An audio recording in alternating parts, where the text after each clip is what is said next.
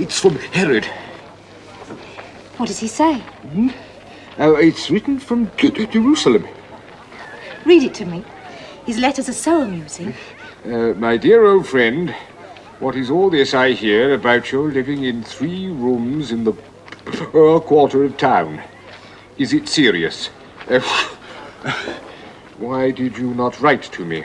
Is it that absurd pride of yours? Well, I shall attend to that shortly. Meanwhile, knowing how loath you are to accept money and being the only practical friend you ever had, I enclose a little present for you. Please make proper use of it, Herod. What is it? Seems very small. Oh, I don't know.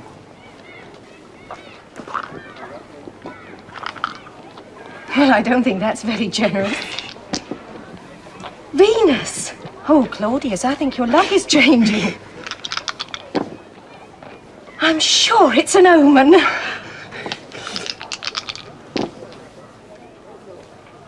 Those dice are crooked. You can't possibly use them. Oh, dear Herod, how I miss him. Master, have you seen this? What? It was pinned on the door of the Temple of Castor. What is it? It's advertising a brothel in a palace. They're all over the city. A brothel? In the palace? But who is to serve in it? Oh, his sisters, his cousins, senators and their wives. You knew about it? Why didn't you tell me? He wants you there. He wants me to take the money on the door. Oh, Claudius. Monster. Little monster. Forcing the nobility into prostitution. And in the palace. Why, even Calpurnia wouldn't serve in such a place, and that's her profession. Briseis, that is not her profession anymore!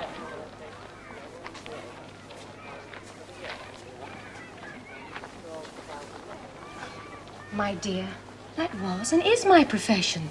I'm a prostitute, and I've never been ashamed of it. All the same, I won't serve in his brothel. Either as doorkeeper or as chuck around. There's some price a man won't pay.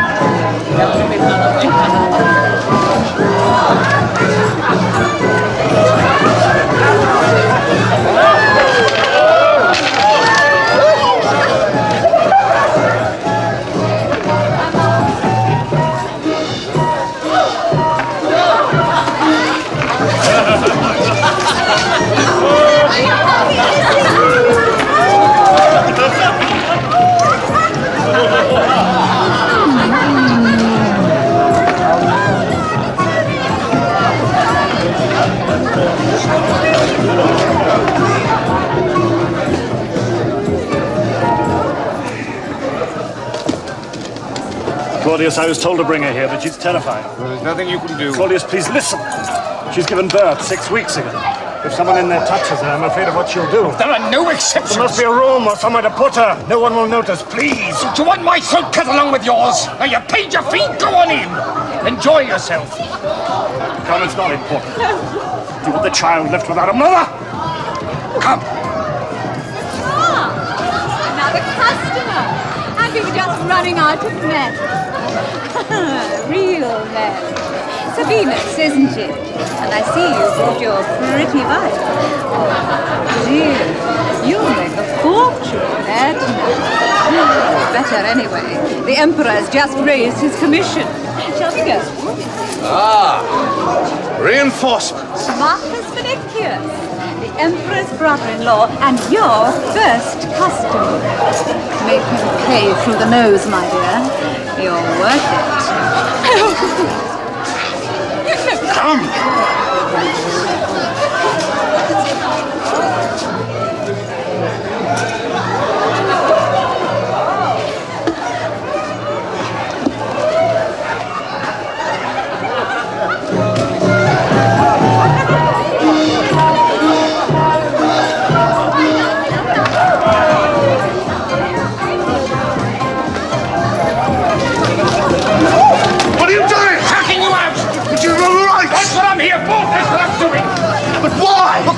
disturbance. But she was creating a disturbance, you fool! Out! See him off the premises. Go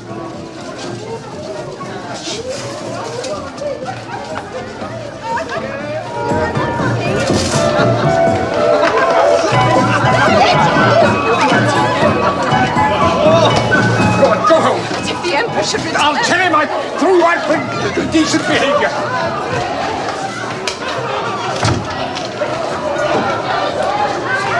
You are a good man, Claudius. Claudius. We must help him, the Emperor. He's your husband. You help him. Claudius. He's sick. He needs good people around him. He's killed them all. Look, what are you doing here in your condition? He told me to come. He likes me to be with him. Has he shown you naked to his German guards lately? Oh, I'm sorry. It's not for me to criticize. I plead it with the rest of them whenever he appears. There are no lions among us anymore.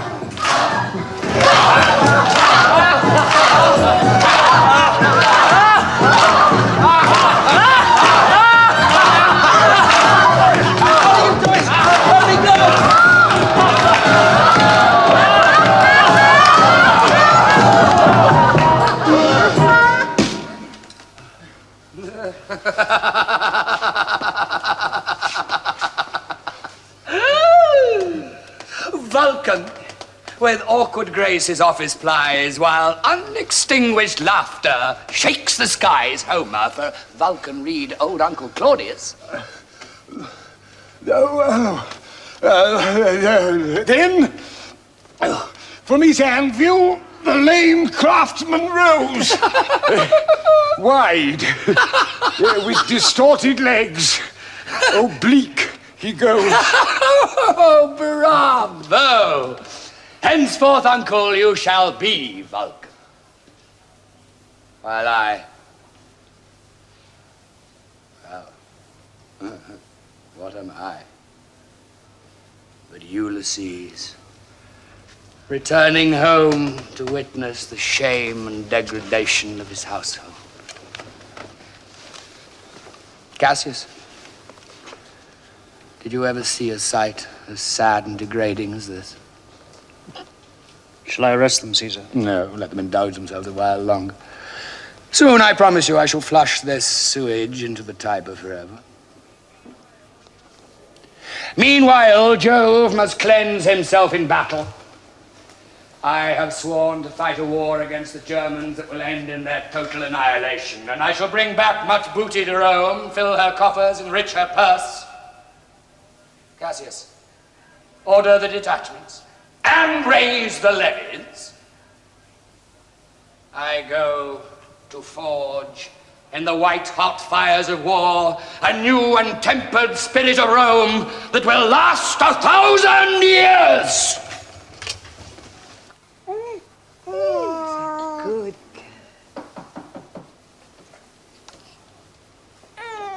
Claudius. I brought a little gift for the baby. Claudius. That's lovely. Show it to her. How is she? Come and see. Oh, she's very pretty. Yeah. Yeah, she looks just like you. Come and sit down. So, how's Calpurnia? Oh, she's well. She sends her felicitations. I'm going to see the Emperor in Germany soon, so I shall be able to report that you're both looking well. Why are you going to Germany? Haven't you heard? Oh, you know that tell me nothing. Oh, well, I'm not sure I should tell you. Oh, well, I suppose you'll hear about it soon enough. Well, he has informed the Senate by letter that he has uncovered a vast conspiracy against himself in the army of the Rhine. 6 corps commanders and the army commander himself, Caligula, have been executed. More executions are still taking place. Do you think there was a conspiracy? Well, who knows? Would it surprise you? But Gaetulicus, no. He was my father's old friend. My brother's corps commander. A soldier of iron loyalties. No, that's not possible. Why are you going then? The Senate is sending me and 2 ex-consuls to congratulate him on the suppression of the mutiny. As I said, yeah, the only lions left in Rome are in the arena. I'm also to strip Livia's apartments of all their valuables and send them to him by road. Though he stresses by road. Apparently he has a quarrel with Neptune and fears the boat will sink. What does he want them for? To auction to the provincials. He's auctioning everything at the moment. He's discovered he has a gift for it. Claudius, what am I doing here? Why did he choose me for wife? I'm 10 years older than he is, not pretty. I was born the daughter of a night watchman. I married a baker. What does he see in me? Perhaps that you, alone among everyone, truly love him. Yes, I do. I can't explain why. I know it has terrible things.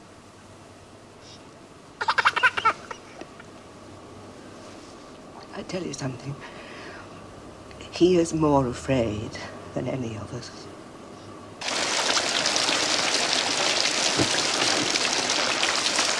Cassius!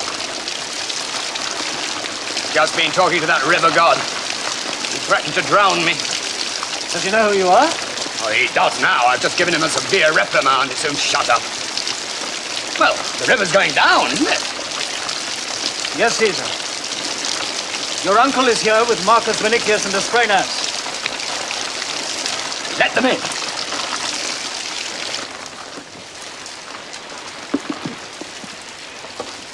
Hail, Caesar, Lord of the heavens, the Senate and the people of... Where are my carts? Carts? The carts, you idiot, with the valuables in them. Oh, heaven bless your majesty, they're coming by road. There'll be a few days yet. We wanted to get here sooner, so we came across the water. Oh, and back by water you'll go. Throw him in the river! Well, merciful God! Dare you arrive without my But you cart? only said the carts should come by the road. Take him onto the bridge and throw him off! Prostrate yourselves in the presence of Jove! How dare the Senate send that idiot to congratulate me? Have their throats cut. Not worthy of such a mission, the man's an imbecile! Save Rome from a conspiracy and they send that clapped-out, crippled old clown to felicitate me? Is that the respect that they give their emperor? What's going on there? More plots. More conspiracies.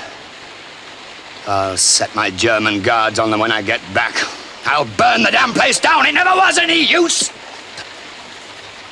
Yes, I should have done that a long time ago. I should have had his throat cut when I was first made emperor. I mean, he makes a mess of everything. Couldn't even order my brother's statues on time.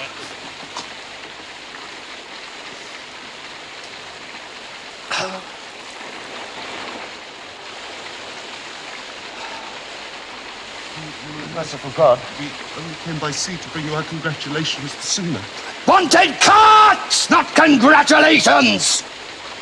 Up, up, up, up, up! Did I not tell you that I've had a quarrel with Neptune?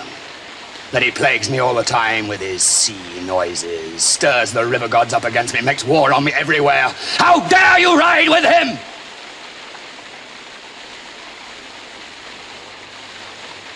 Perhaps. Yes. Perhaps you plotted with him. Merciful God. Yes, you and that imbecile uncle of mine, you plotted with him on your way here. No, highest one. What we did you assure talk about then? You and Neptune? What did you say to one another? Nothing, we swear. Mere mortals can't talk to a god. Perhaps he appeared to you in mortal guise as I do. What did he look like? We never saw him. Oh, please believe me. He wouldn't plot with us. Perhaps you're right. But I shall kill you just the same. Down! Cassius, give me your sword. Please! In the name of my wife, your sister! Dare you mention that whore to me! What have we done? I'll show the Senate what I think of their envoys. I shall send you back to Rome in pieces.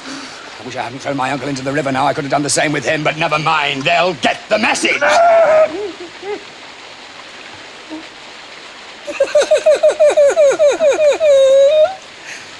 And where have you been, my dear, dear Vulcan?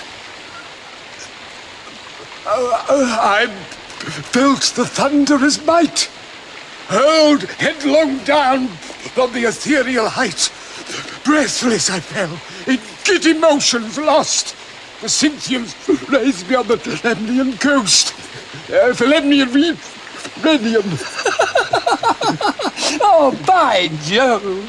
Which is always to say by myself. This fellow knows his Homer. Please, Claudius, beseech the Emperor to save us. Be silent and obey. Dear as you are, if Jove his arm extend, I cannot grieve, unable to defend. Look, if the next two lines are apt, then they're saved. If not, I'll have their throats cut.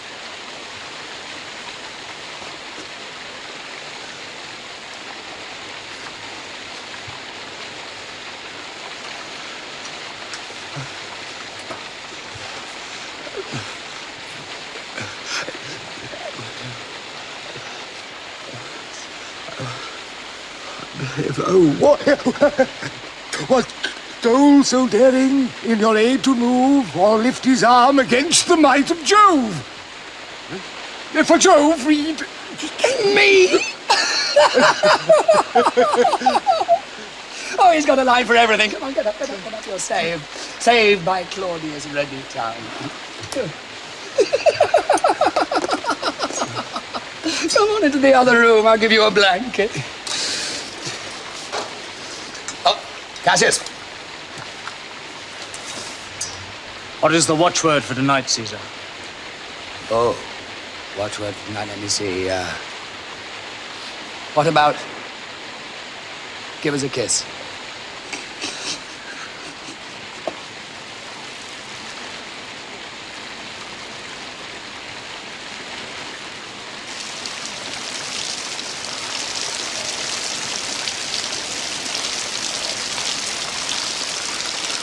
Could have been just now. Could happen tomorrow or the next day to you or to me. I do not doubt it will happen one day.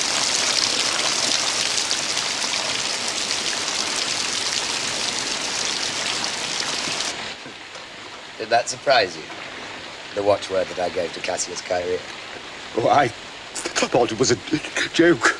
Well, it was. It's my joke, not his. I do it to annoy him.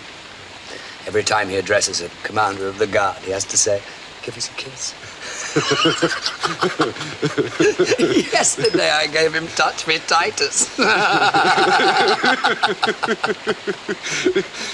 Why? If I may ask, how you do that? Because he's a crybaby. Cassius? I thought he was the bravest soldier in the army. Oh, so did I, but he's not. I had him torture Gaetulicus to get some information out of him. And Gaetulicus, well, we got no information out of him, and he died under torture. And one of the guards told me that Cassius wept. Well, I was going to give him Macro's command, but I certainly didn't after that. How many hours a night do you sleep? Sleep? 8 or 9, I suppose. Well, I sleep barely 3. Do gods need more? You think I'm mad? Mad? Yes, so sometimes I think that I'm going mad. I mean, do you... Well, no, be honest with me. Has that thought ever crossed your mind? Never. Never. The idea is preposterous. You set the standard of sanity for the whole world. Why is there all this galloping in my head, and why do I sleep so little? Well, it's your mortal disguise. You see, the physical body is a great strain, if you're not used to it, which a god isn't. And that explains, too, I think, 3 hours sleep. You see, undisguised gods never sleep at all. You're probably right. But then if I'm a god, which of course I am, then why didn't I think of that?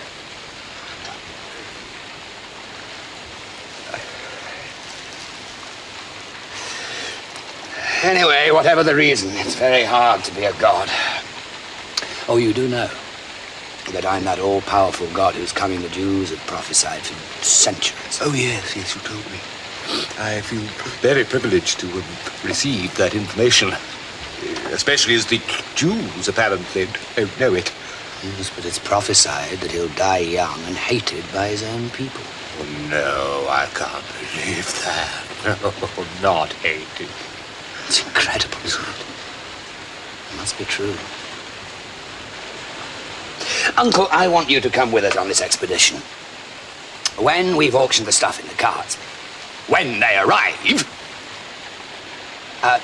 we shall cross the Rhine, defeat the Germans, and then we shall march towards the sea, and I shall do battle with my old enemy Neptune, and oh, what triumphs I shall have when we return to Rome. Now you may leave me, I have a headache.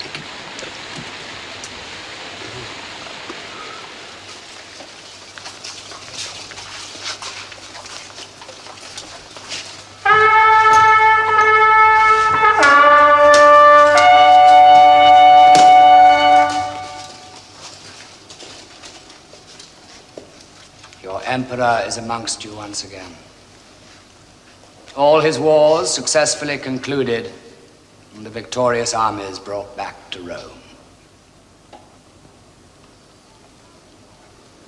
He had thought in his divine innocence that the roads might be lined with cheering crowds. He had thought that the streets might be strewn with flowers. He had thought that there might be messages to greet him, telling him of triumphs to be awarded. And what did he find? This conqueror of the Germans, this victor over the mighty Neptune. The streets empty of crowds and flowers, no triumphs awarded, no games, no celebrations. But 3 miserable old ex-consuls waiting at the gates to greet him, and a room full of cowardly stay-at-home senators who spend all their time in the theater and in the baths, while he has spent 6 months living no better than a private soldier. Yes, your emperor has returned, but with this in his hand. But Jove, you ordered no triumphs.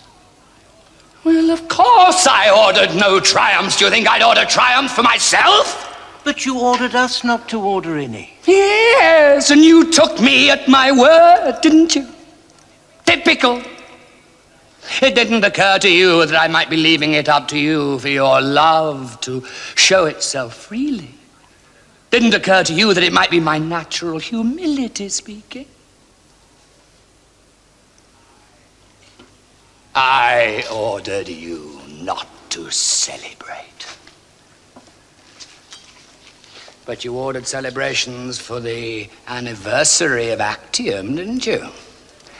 Didn't forget to celebrate the defeat of my great-grandfather, Mark Antony. How many bottles of wine did you open, toasting his murder while I was doing battle with the sea? Show them our booty! Show them the plunder we gathered from old Neptune.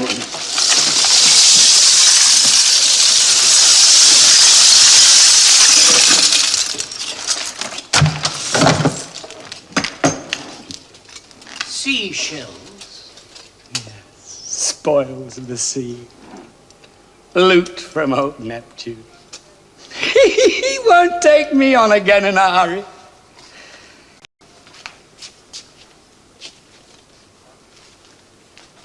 Jove, while you were away, we built a new temple to you on Palatine Hill. That won't save you! Down on your knees, all of you! Bend your heads! I shall sever each one at the neck! Merciful gods! Would you spoil the great day of your return by the spilling of blood? When they come to write the history of this memorable day, shall they have to mix it with the memory of the death of these fools? Claudius is right, my lord. My husband. Think of your little daughter. One day when she is older, she will read the account of your return. Must these fools intrude on such a glorious page of history?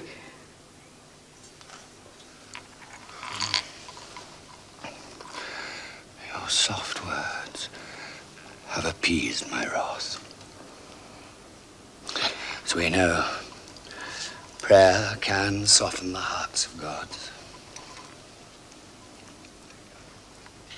You may go. I shall inspect the temple in the morning.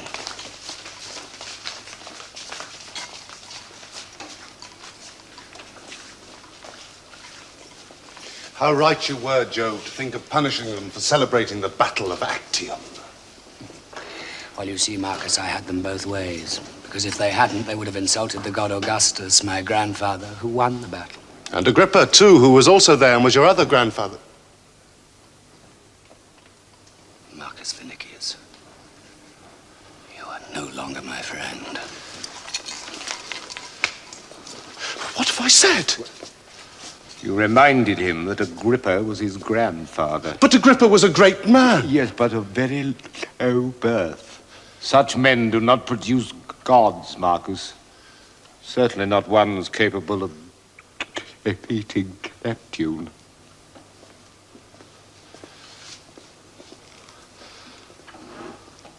If you're no longer his friend, what can you be but his enemy? Go your own way, Cassius. If we all go our own way, we shall all end by going the same way.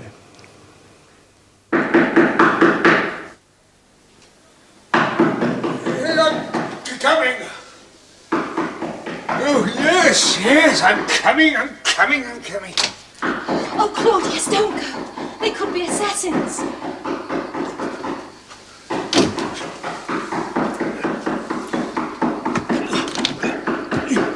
Who are you? What do you want? You're wanted at the palace. Is that you, Cassius? Yes, hurry up. What's the matter? My orders are to fetch you at once. Marcus, Vinicius, and Asprenas too. Never mind about dressing, just throw on a cloak.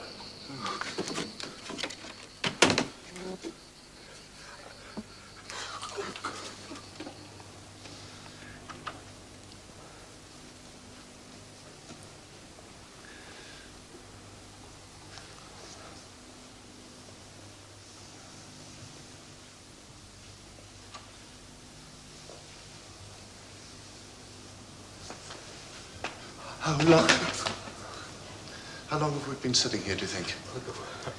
About 2 hours. Must be nearly light. What do you think he's going to do with us? I don't know. Just hope it's quick, that's all.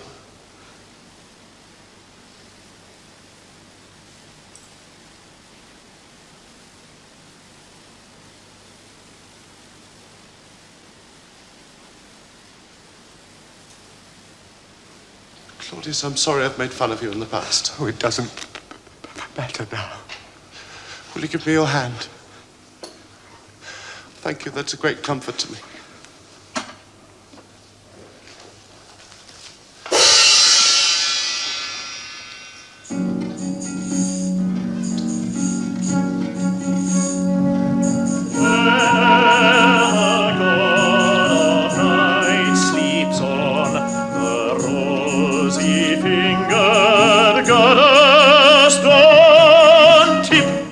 His domain.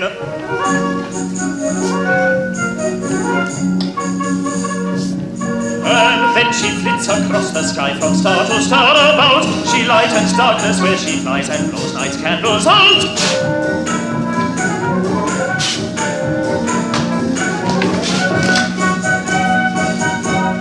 Raging on her heels, night treads and tries to hold her fast and bring her loveliness to bed and relish her at last. And every night he once contrives to win a single kiss,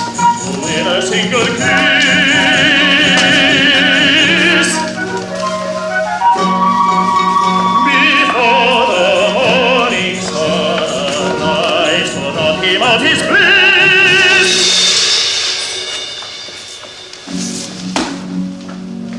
And now she turns and lightly treads on pillows everywhere. She must awaken from their beds the secret lovers there. But loth to part they linger there. She urges them away. For dawn of goddesses most fair, we worship you each day. We worship you each day.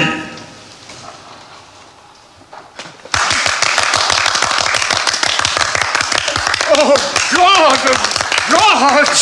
Never have I witnessed a dance that gave me such profound spiritual joy. Did you like it? It was indescribable. Well, it was only a rehearsal. Oh, whatever will the finished performance be like? Get up.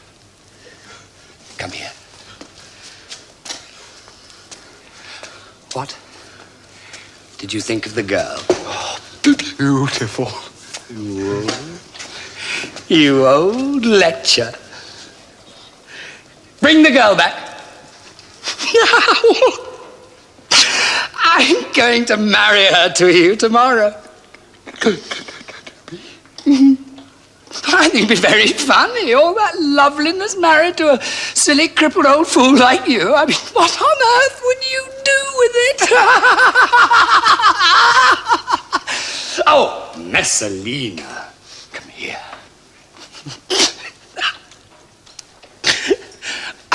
I'm going to marry you to Uncle Claudius. And you can both come and live in the palace. Thank you, Caesar.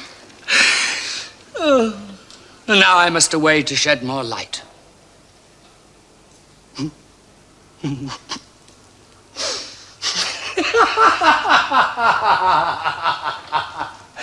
Oh, Cassie. Oh, yeah. The watchword for tonight.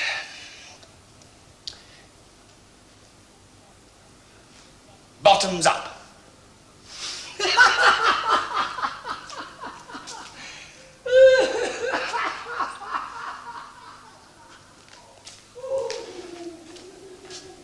I give you another watchword.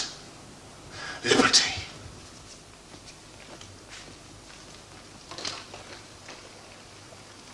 I'm sorry. Don't you want to marry me? Well, it's just that I'm so much older than you. I'd be very happy to be married to you.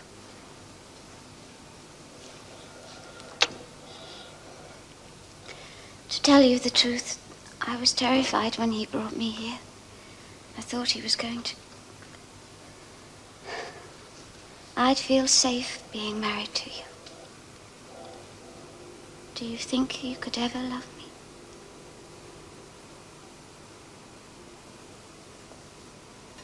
I think I'm in love with you already.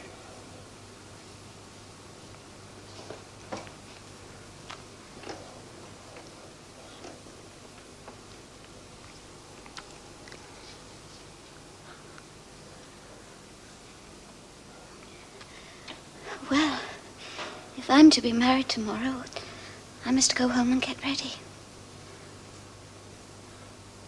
Goodbye, Claudius.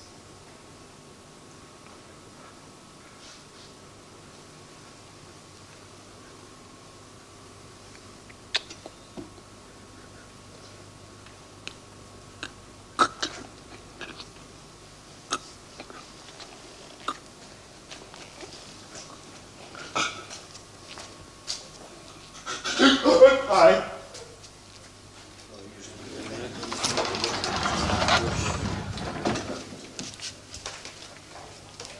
Tiberius Claudius Drusus Nero Germanicus, his family and friends.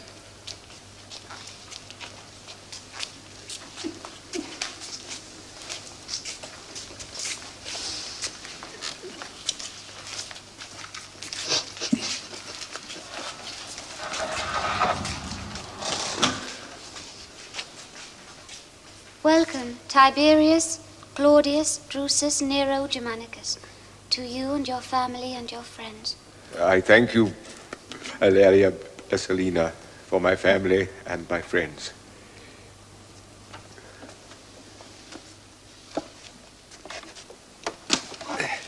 And I thank you for myself.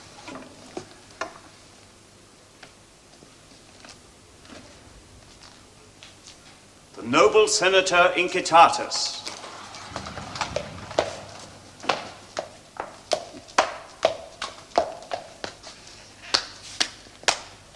You know everybody, don't you?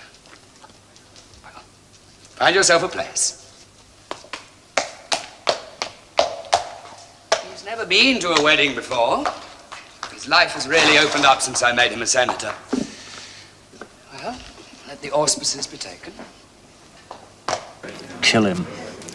We've talked enough. I say kill him. It's risky. You can't kill a man without taking a risk. Those German guards never leave him. There's always a way.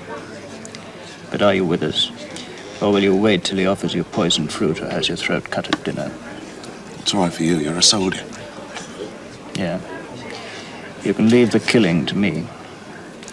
But will you help? He's right, Marcus. The longer we leave it, the more certain it is we shan't survive. All right. But when and where? Tomorrow is the final day of the games. Let's do it then. Where? There's a covered way at the rear of the Imperial box. It's an exit you must persuade him to use. How? Find a reason. Tell him there are crowds out front and that they'll delay his meal. He'll have his German guards with him. Yeah. Now here's the tricky part.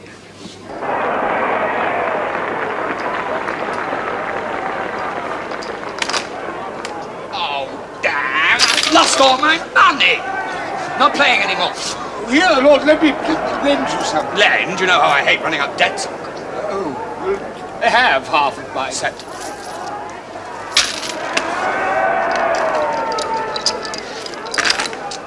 Why am I so unlucky today?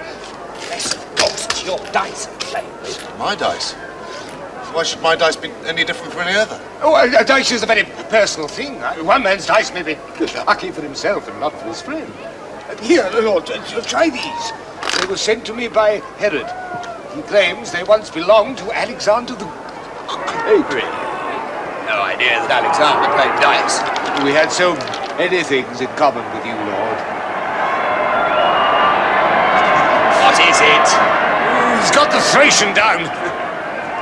Crowd want him spared. They've turned their thumbs up. Thracian.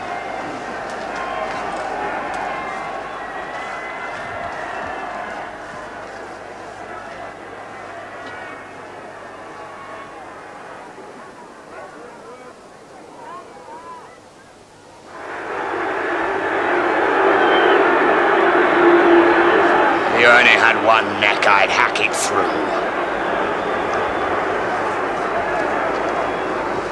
I never did like that Thracian. He's lost me a lot of money over the last year. Alexander, you say, well, let's see.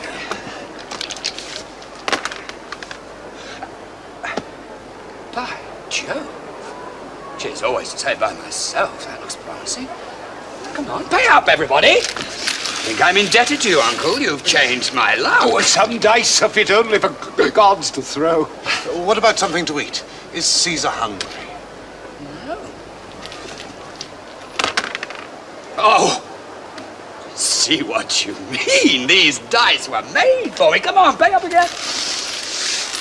You did me a lot of harm with those dice, Marcus. And I'm raising the stakes to 3,000. I've run out of money, Lord. Oh, it doesn't matter. Your new wife's got plenty. I'll take an IOU. Come on, pay up.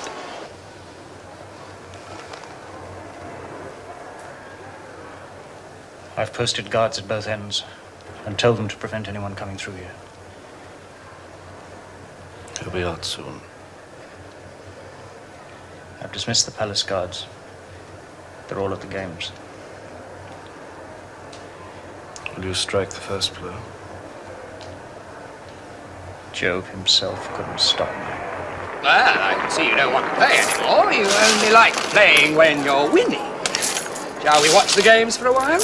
What about a swim and then something to eat? No, I don't think so. I don't feel very hungry today, but I've had a wonderful morning, Uncle, thanks to you. Is there any small favour that I could grant you? Oh, Lord, please. Regard it as a small return for the great happiness you've given me with my new wife. Happiness? I don't suppose it made you happy, nor you her. It's meant to be a joke. Well, yes, only no, you misunderstand me. I'm so clumsy at expressing myself. No, what I meant was that my happiness comes from contemplating yours. To be the cause of so much merriment is the source of deepest satisfaction to me. Where are you going, Marcus? To tell the truth, Lord, nature calls. It must have been something I ate last night. Don't look at me. If I decide to doctor your food, you won't have to wait until morning to find out.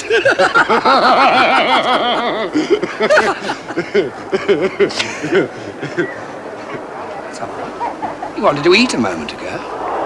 Your behaviour's very strange lately. Strange? You're nervous. What's you got to be nervous about? We're all nervous in your presence, Lord. I've never been able to understand. Excuse me. Thank you.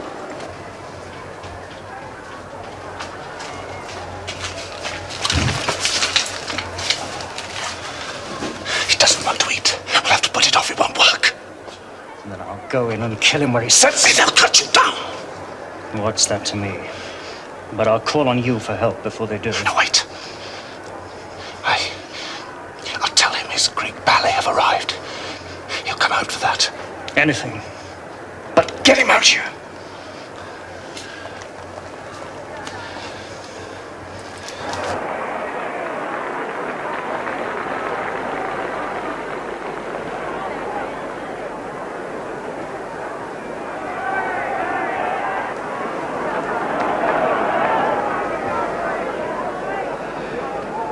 Lord, Cassius informs me your Greek ballet is here.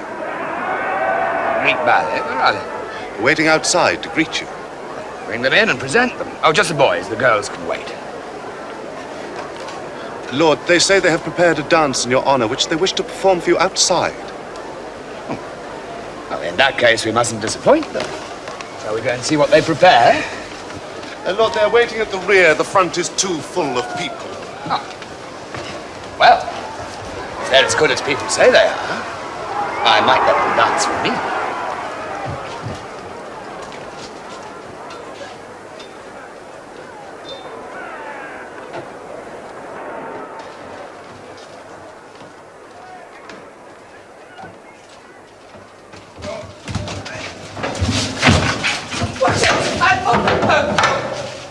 The watchword, butcher, is liberty. Oh, no.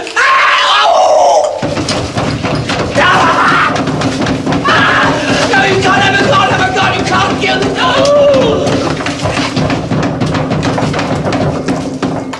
Drusilla! I'm dying! Drusilla! Finish him! Jove!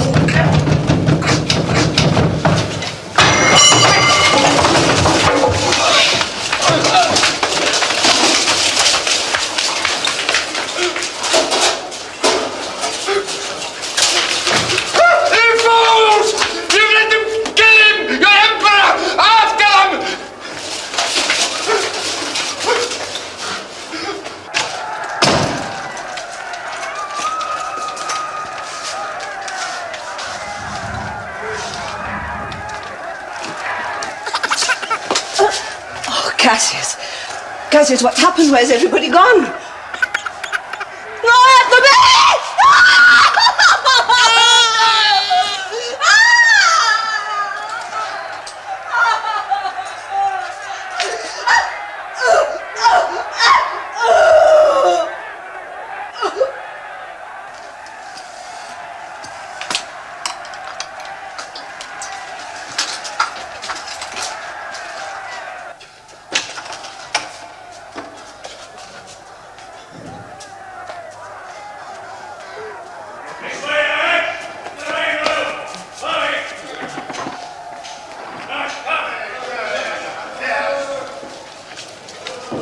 Some stuff in here. Hurry up, lads.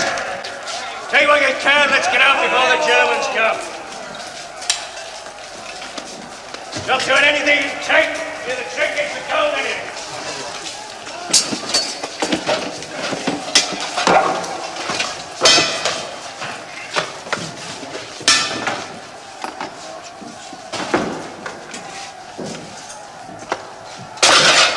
Hey, Sergeant. Yeah? Here's one of them. It's one of the assassins. No, sir, don't kill me, sir. I have nothing to do with it. You bastard. Kill our beloved Emperor, would you? Put us all out of work. Wait a minute, Claudius. That's not an assassin. It's the Emperor's uncle, Germanicus' lame old brother. He's harmless. Leave him alone. Can't you see he's scribbled? Come on, sir, get up. We won't harm him. Now, you see, the lads are a bit angry, sir. Without an emperor, there's no Praetorian Guard, and it's back to the army for the lot of us. Let's go and find. Of course you must, sir. Claudius, take a couple of lads, go with this gentleman. Why can't we have him for an emperor? What? Oh, Claudius, don't be stupid, lad. He's a simpleton. He's, I don't know. He's better than nothing.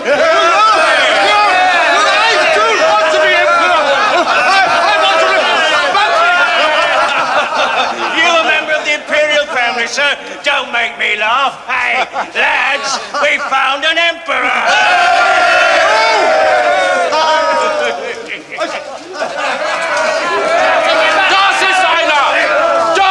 Wait a minute.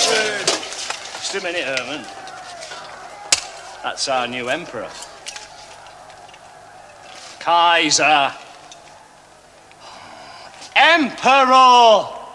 Yeah? Yeah. Lift him up, lads. Long live the Emperor Claudius! Put me down! Put me down! Now, don't worry, sir. You'll get used to it. It's not such a bad life. Put this on him. Put me down. I don't want to be an emperor. Don't keep saying that, sir. Not in front of the Germans. They'll slit your throat. Now, come on, smile. Smile, that's it, that's it. Look happy. Long live the Emperor! Long live the Emperor! Long live the Emperor! Long live the Emperor! Long live the Emperor! Long live the Emperor! Long live the Emperor! Long live the Emperor! Long live the Emperor!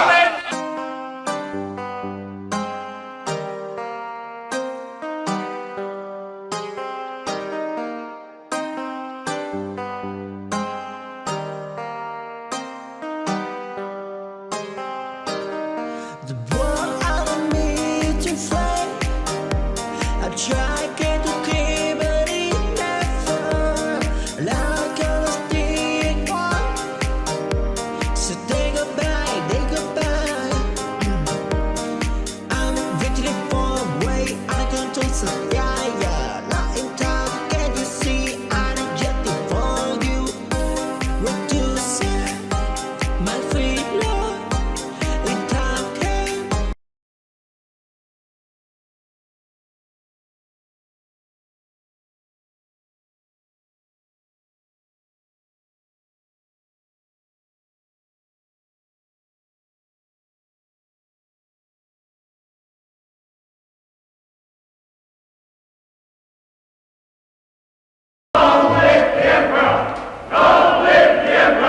upon the noble Appius Junius Silanus to speak.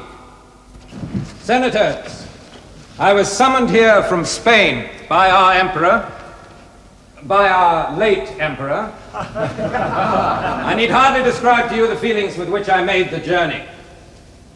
A few months ago, hearing that an old friend was sick, I went to see him. "What is it that ails you?" I asked him. He smiled. "Appius Silanus," he said, "I have been summoned to Rome." He meant, of course, that he was dying. I arrived here yesterday. Today, the emperor is dead instead of me. Let that notorious phrase, "summoned to Rome," perish with him, from our language forever. And let us return once again to the sanity of a republic.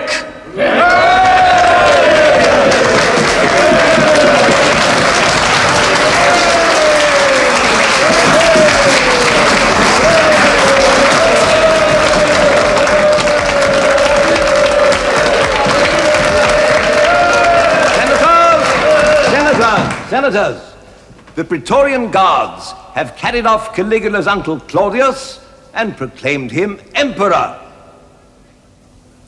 Did you not hear what I said?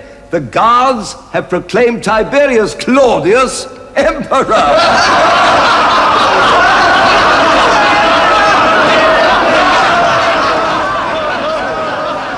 Come on, sir, drink up. I don't want any wine. Well, do you mind if I, I'm your prisoner, not you mine. Oh, no, you're not our prisoner. You're our emperor. I've told you a dozen times I don't want to be emperor. You're a funny chap. I'll bet you're the only person in this country who doesn't want to be an emperor. And yet here you are, chosen to be one. Life's full of irony, isn't it? Hail Caesar! I have no right to that title and you've no business using it. I told you, sir, he's being very awkward. He's been most uncooperative all the way here. Leave us. You know, sir, I knew your brother, the noble Germanicus, on the Rhine years ago. We tried to make him emperor when Augustus died, but he'd have none of it either. Well, my brother believed in a republic. Yes, well, it's all very well for the likes of you, sir. Being members of the imperial family, you can afford the luxury of republican sentiments. I can't. I rose through the ranks. Besides, I've got 4,000 men who need an emperor if they're to be gainfully employed. I need hardly remind you what the result might be if they're let loose on the streets with nothing to do. Excuse me, sir, there's a chap here who claims to be the king of Bashan. Claims to be or is? Well, I don't know. I didn't know there was a place called Bashan, let alone a king of it. Do you know him, sir? Well, if it's King Herod, of course. Let him in.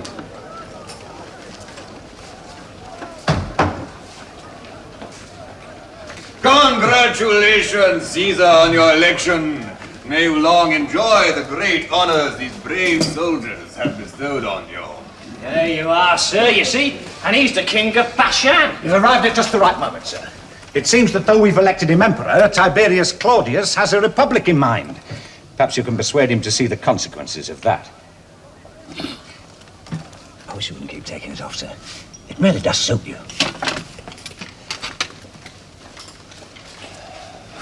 What is the matter with you, Herod? Do you intend to go along with this farce? Listen to me, old friend, and be thankful I arrived in Rome at this time. I know your views, so I know exactly what you're thinking. You have some idea of yielding up your power to the Senate at the earliest possible moment. Of course. You mustn't. And first, it would be signal for civil war. The Senate are a flock of sheep, but there are several wolves among them, all convinced they should be emperor. Secondly, the moment you relinquish your power, you're a dead man. Why? I believe in a republic. You're a danger to the assassins. They've already killed Caesonia and the child. What? Don't you see? A republic necessitates the death of the whole imperial family, not just Caligula. And Messalina. Oh, she's sick. All that matters now is that you put aside your ancient prejudices, my friend, and accept the reality that is. If you do not, I cannot answer for the consequences. These two protectors have been sent to summon you to the Senate. What has happened to them? They're fortunate to be alive, sir. The guards almost killed them as they crossed the camp. Don't you know their persons are inviolable? Sorry, Caesar. I'd have given them protection if I'd known they were coming. It's a disgrace. Well, what does the Senate want? Pardon us, Caesar. You stop calling me that! The Senate would be obliged by your immediate attendance at the House. They're anxious to know your intentions. What? Take our Emperor? Not a chance. Dump him in the Tiber. Get back, all of you! Tell the Senate that our Emperor remains here. And when he leaves with 4,000 guards behind him. Give my compliments to the Senate. Tell them I am unable, for the moment, to comply with their request. And give them safe conduct back to the city. Caesar. Out. And move on. Do nothing until you hear from me. I shall try to arrange a meeting between you and leading members of the Senate, but in the palace. But make your mind up to it, Claudius. For good or ill, they've made you emperor. If you don't accept, you won't survive. Or any of your family. If you do nothing else, accept. At least for the time being.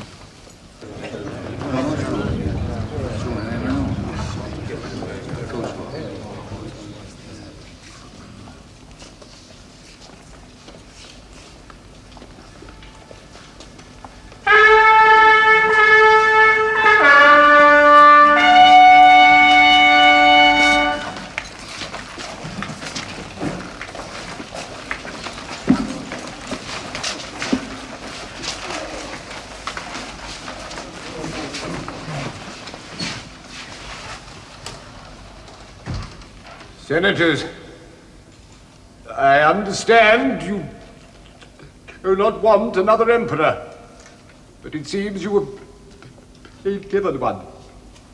I sympathize with you. I do not want to be an emperor, but it seems I have been chosen one. Perhaps you would take a little moment to sympathize with me. Your appointment is unconstitutional. I agree, but there are 4,000 Praetorian guards who do not. And who created that Praetorian Guard? You did, in the reign of Augustus. Nevertheless, it is against the Constitution for anyone but the Senate to appoint an emperor. It is also against the Constitution to murder one. And if you hadn't done so, Marcus, we shouldn't be in this absurd position. You're not fit to be emperor. I agree. But Ador was my nephew. Then what difference is there between you? He would not have agreed. And by now, your head would be on that floor for saying so. There are those who say you cannot hear properly. You cannot speak properly, and you've got no experience of government. And that I am, besides, half-witted.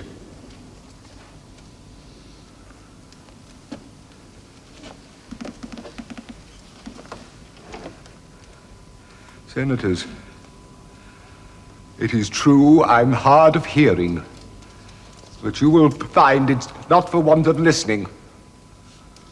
As for speaking, again, it's true, I have an impediment. But isn't what a man says more important than how long he takes to say it? It's true again, I have little experience of government. But then have you more? I at least have lived with the imperial family who have ruled this empire ever since you so spinelessly handed it over to us. I've observed it working more closely than any of you. Is your experience better than that? As for being half-witted, well, what can I say? Except that I have survived to middle age with half my wits, while thousands have died with all of theirs intact. Evidently, quality of wits is more important than quantity. Senators, I shall do nothing unconstitutional. I shall appear at the next session of the Senate, where you may confirm me in my position or not, as you wish. But if it pleases you not to, explain your reasons to them, not to me. Now you may all leave my house, except Marcus, Vinicius, and Asprenas, and bring in Cassius Caesar and Gaius Sabinus.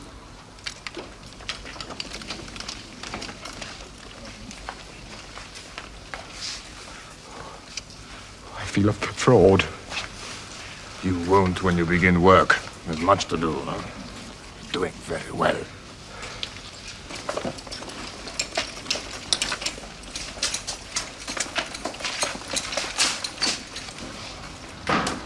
Caesar, Gaius Sabinus is dead. He has taken his own life. All the officers involved in the conspiracy have been arrested and are awaiting trial and execution.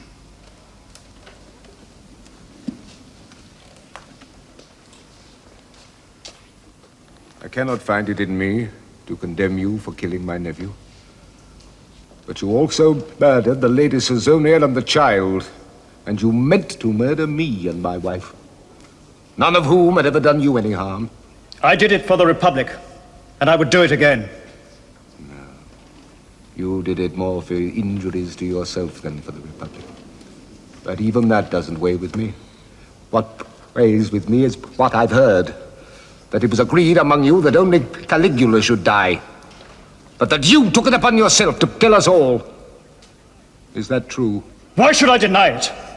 When your very existence here proves that only your death would have ensured the return of the Republic. Then you leave me no choice but to condemn you for the murder of Caesonia and the child. Take him away. Congratulations, Caesar. You've passed your first sentence of death. How many more will you pass before they grow tired of you and pass one on you? Isn't that the way we've set for ourselves? Think about it, Caesar! Think about it! The investigation into this affair is closed.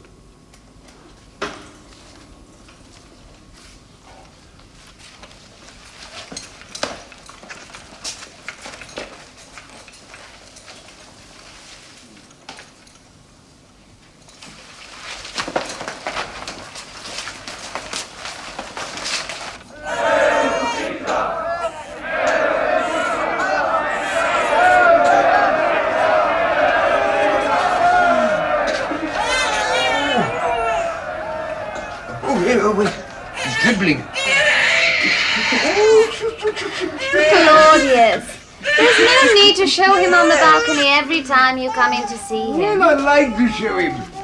People like to see him.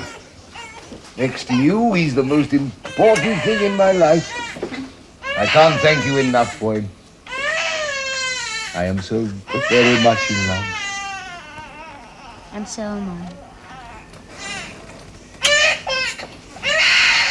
I've given him to a foster mother to nurse. But you're not going to breastfeed him anymore? No, my dear. Now, wait. I've thought a great deal about it. Now, be honest. Have I been a help to you since you became emperor?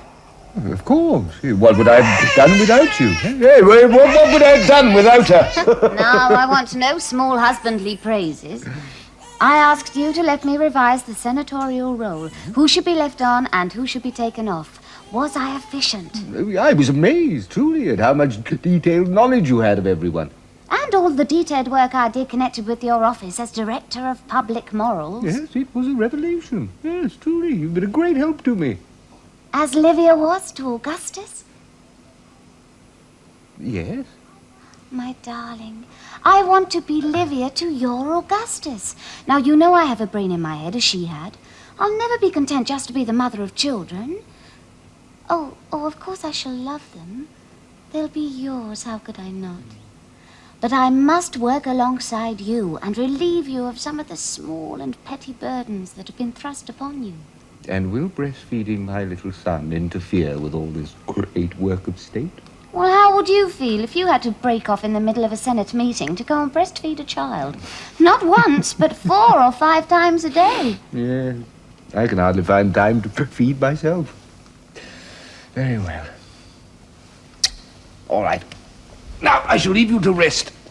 And you too should rest. You've not stopped for a year. When do I have time to stop? Well, if you're not going to feed my son, I shall find you other work to do for me. I told you he wouldn't be angry. You are very fortunate to have such an understanding husband, considering that he is also emperor. Well, he loves me, and I help him. I don't know why you want to concern yourself so much with matters of state. It's not a woman's place. It may not be yours, Mother, but it's mine. Do you not intend to have any more children? No. Does your husband realize this? Not yet. How will you prevent it? Oh, Mother, you're such a mouse. Do you think a wife must give in to a husband every time he insists? And one of his age? There are ways of being nice to a man without risking pregnancy every time. Have you never thought of marrying again? You know, you're still an attractive woman. I've thought of it. Why? Do you want to get rid of me? Of course not. On the contrary, I'd hope that you and any husband would continue to live in the new palace. Well, there's nobody who wants me. Not even Appius Silanus? Why ever did you say that? Weren't you fond of him once? Oh, well. What a memory you have. You were so young. Oh, I remember him very well. He used to come to the house quite often. Well, that was a long time ago. And besides, he was in Rome at the time of Caligula's assassination. But he never came near me. Perhaps he lacked encouragement. Well, he went back to Spain, and I've no desire to live there. So stop making plans in that busy little head of yours. And so Livia is a goddess at last. That will please her. I think she wanted that more than anything. Yes, I've kept my promise, though I never dreamed I'd ever be able to. But the Senate formally granted my request this morning. Livia takes her place among the gods. I should like to be there in heaven when she arrives, and the divine Augustus takes her by the hand and shows her to all the gods. Oh, how proud he'll be. The Lady Messalina is excessively romantic. Yes. I'm a lucky man, am I not? Shall we tell him? Since he's going away, let him be the first to know. She's pregnant again. So soon? You see? Even Herod thinks it's too soon. My love, it wasn't my fault. Well, whose fault was it then, huh? Well, no. I mean, she gave our little son out to be nursed. Well, yes, I understood. She does so much work for me, it was inconvenient. But it's well known. Breastfeeding is a sure guarantee against pregnancy. When is it due? In July. I shall send it something very special indeed. What am I going to do without you, my friend? Won't you change your mind and stay? No, Caesar, you don't need me anymore. Need you? Who's going to tell me how to borrow money or what the corn factors are saying in the city? You have good people about you now who can tell you far more than I can. Messalina, make him change his mind. He has kingdoms of his own to govern, and you've given him several more than he had when he arrived. Oh, yes. Yes, I mustn't be selfish. But it's true. All your principal advisors are freedmen. It would be good to find a nobleman to take the place of King Herod, on whom you could absolutely rely. Are you thinking of someone? Yes, my love. You see how she works for me? Her mind is never still. Who? Appius Silanus? Oh, he's governor of Spain. Well, yes, and a man of immense experience. He's wasted in Spain. You should bring him to the palace and have him permanently at your side. He has Republican sentiments. Well, haven't I? He spoke out strongly against you in the Senate after the assassination. Augustus never inquired into people's political beliefs. He always said that was not his concern. I shall always do the same. Yeah, but I'm not sure Silanus would like to live in the palace. Well, the new palace, which you've turned into offices. I have a feeling the Lady Messalina is ahead of us. Come, what are you thinking? It's only a suggestion, but you know my mother was fond of him once. It would please her to marry again, and I'm sure that Silanus would not be averse to a connection by marriage with the Emperor's family. Have you added matchmaker to your list of chosen careers? Of course, if you don't approve. then... I'm joking. I think it's a very good idea. Hey, what do you think? As from today, I cease to give advice on any subject. Oh, well, I'm tired. I shall leave you both to talk. Good night, my dear. Have we tired you out? Oh, of course not. Goodbye, King Herod. If your people love you as much as we do, you are a fortunate king indeed. I shall be thinking of you in July. Good night.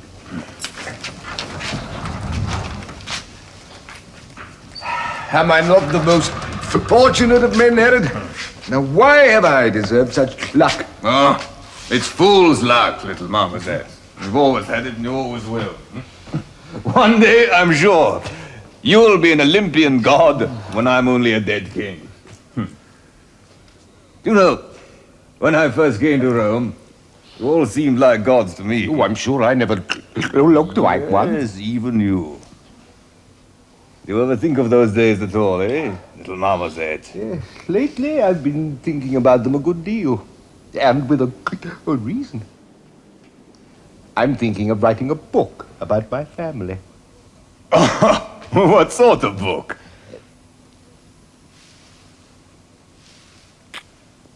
A truth. Will you tell everything? Everything, as an historian should. No, not great tales of heroic exploits, as Titus Livia wrote, no, but the plain facts. The kitchen details, even the gossip. Why? Why should you want to write such a book, eh? Why rake it all up? Because I owe it to the others to tell the truth. To Posthumus and Germanicus. Why? Because they're dead. And a man should keep faith with his friends, even though they're dead. You see, I've been so very fortunate in my life, when they who were born more deserving have not. I've had only 3 real friends in my life. Posthumus and Germanicus were 2. Third one's you. Listen, Claudius. Let me give you a piece of advice. Oh, I thought you'd finish with advice. One last piece, and then I'm done. Trust no one, my friend. No one. Not your most grateful freedman. Not your most intimate friend. Not your dearest child. Not the wife of your bosom. Trust no one. No one? Not even you? Is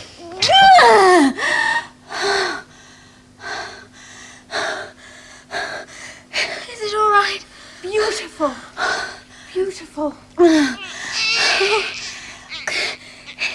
it a boy or a girl?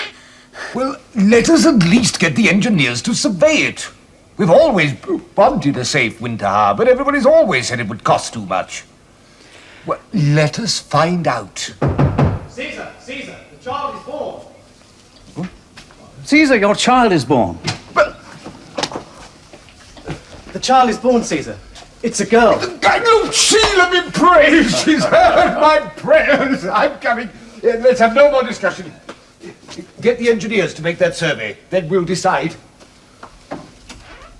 It'll cost 10 million. More. Well, the more expensive it is, the less likely it is it will ever be built. What are you suggesting? That we exaggerate the cost? Well, my dear Narcissus, you have money in corn. I have money in corn. Lots of people have money in corn. The more corn that can be landed in winter, the lower the price will be. That worries me. That could be construed as a very selfish point of view. Are you saying there is less selfishness in wanting the price of corn to be low rather than high? Well, there are more people who want it to be low. Doesn't that add up to more selfishness rather than less? But that is sheer sophistry. One cannot argue with you. Well, let's get the engineer's report, and I'm quite sure the cost will take care of the philosophical considerations.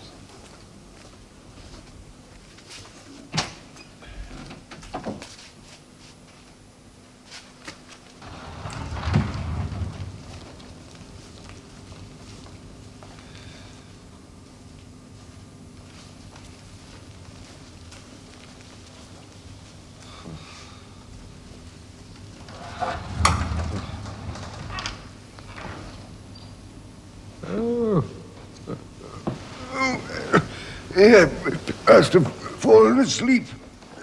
You're tired. You don't look well. You work too hard. Yes. Yes, but so do you. You're not so young as I am. What does your doctor say? What they all say. I work too many hours, I should work less. Well, they're right. You should leave more things to other people. Yeah, well, I'm going to see another doctor soon. A Greek, recommended by Herod. Oh, do you think that wise? Our own doctors are so clever. Well, I'll see him. What can I lose? How's my little daughter? Cutting her first tooth. The nurse showed it to me today. God. Oh, that's painful. Poor little thing. I think I have the most adorable husband in the world. He feels everything so deeply. You have the most adoring... What did you tell me the other day were the three main pillars of the Temple of Love? Oh, frankness, kindness, and understanding. Why? I want to put them to the test. What have you done? Nothing. But there's something I want to do, and for which I must be frank. And for which I must be kind and understanding. Well, tell me. Could you possibly allow me to sleep in a bedroom of my own for a little while? Oh, don't look like that, or I shall hate myself forever. Oh, I should never have suggested it. Oh, you not love me anymore? Good, I could understand that. I am so much older than you. Oh, my dear. I love you more than I ever did. Don't you know that?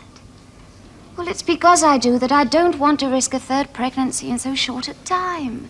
Well, don't you see what it could do to our marriage? To our love for one another? My love, I would never force myself upon you. Well, do we have to sleep apart? Couldn't we at least share the same bed? Don't you see how much more it would hurt our marriage if you felt passionate to me in the night and I felt I had to refuse you? And if I did not, well, how remorseful you would feel afterwards. Oh, I've hurt you. I should never have mentioned it. No. Oh. How long would you want the separation to last? Oh, not long. Well, let's see how it goes. You know I couldn't keep away from you forever. I shall slip into your room now and then when you least expect it. I think that could be even more fun, don't you? Pardon me, Caesar, but you asked me to let you know the moment the noble Appius Junius Silanus arrived. He is here. Oh, yeah, I'll see him shortly. Oh, no, wait, I'm leaving. Let him come in. Well, he's had a long journey. Yeah, Well, very well, my love. If you think it would be good for our marriage to be apart, for a little while. Yes, women know more about these matters than men. I'll have the servants arrange another bedroom. Oh, well, there's no need for that. Well, since you've agreed that it's a very sensible proposal, let's do it properly and remove all temptation. I'll move into a suite, next to my mother in the new palace. Well, after all, my offices are there too. It'll be much more convenient. The noble Appius Junius Silanus, Caesar. Hail, Caesar. Did you have a good journey? Excellent. The roads are in good shape. Do you know my wife, the Lady Messalina? Only as a girl. You're even more beautiful than you were then. I'm so glad you're here. You shall be a great help to my husband. I'll tell my mother you've arrived. Perhaps we can all meet at dinner. It will give me great pleasure to see her again. Your eyes are inflamed, but I can deal with that. I'll give you a lotion to bathe them with. Slight retraction of the eyeballs. You've had infantile paralysis? Yes. Well, there's nothing I can do about that. The rest of your body is fairly sound, though. It's good, strong arms. You developed those to compensate for your legs. Were you a premature birth? Yes. Yeah, I thought so. And you've had measles, colitis, erysipelas. Yeah, and scrofula. Can you tell all that just by looking at me? And using my brains. Your food is not properly digested from yesterday. Well, we had a wedding yesterday. Appius Silanus married my mother-in-law. I probably ate too much. You must stop that. Never get up from a table without wishing you'd like something more. I suppose you get wind? Yes, well, if you do, let it out. Don't hold it in. It does great injury to the stomach. I don't mind which end you let it out, but let it out. The man who puts good manners before good health is a fool.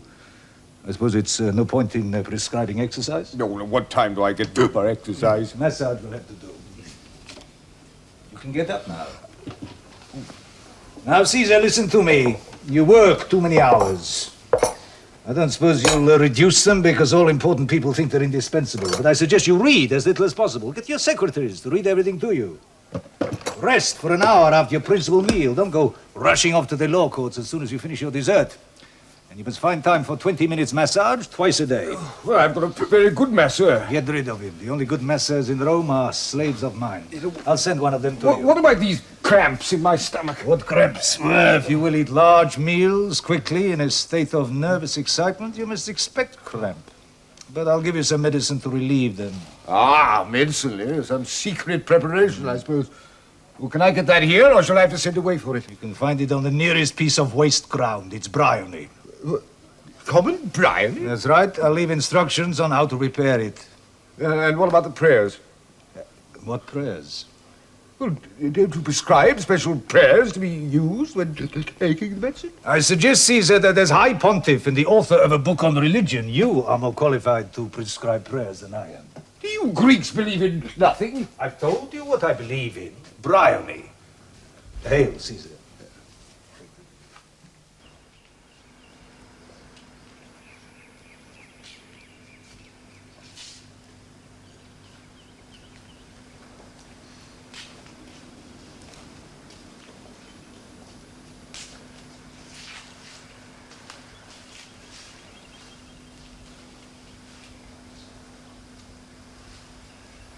You asked to see me. Yes. I too wish to see you. I've not had an opportunity of speaking to you since the wedding, which I understand I owe to your good offices. Yes. You have done me a kindness. And I hope your mother. Let me speak with you for a moment. Come and sit beside me.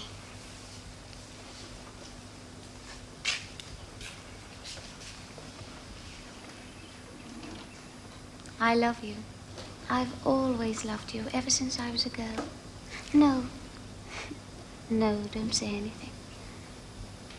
In all the years since you stopped coming to our house, I have never once gone to sleep at night without thinking of you. Not once. Can you understand that? Not one single night have I slept without thinking of your arms about me. I've burned inside thinking of you. And now you're here. Here.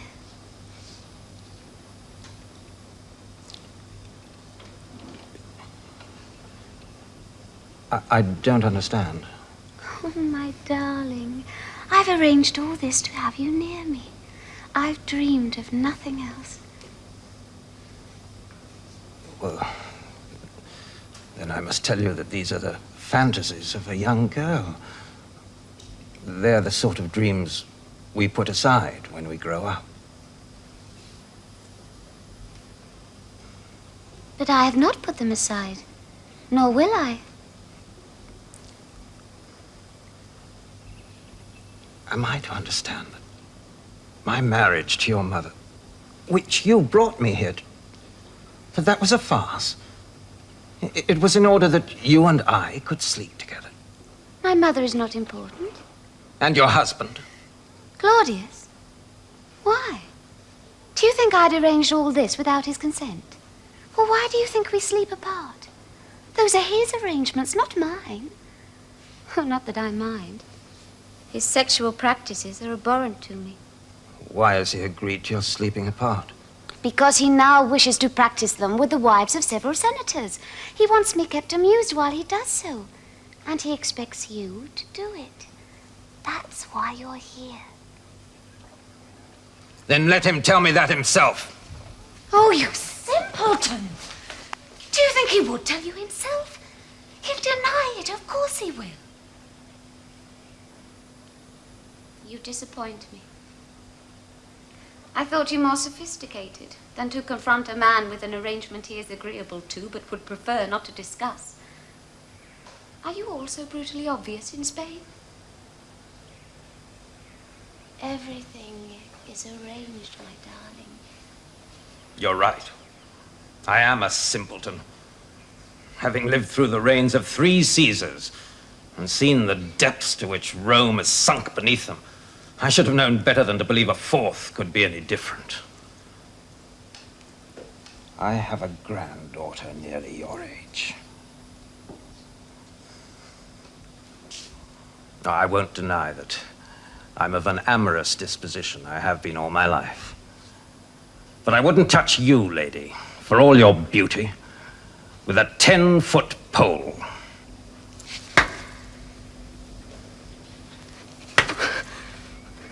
You forget who I am. Not the girl you once teased and joked with, but the Emperor's wife.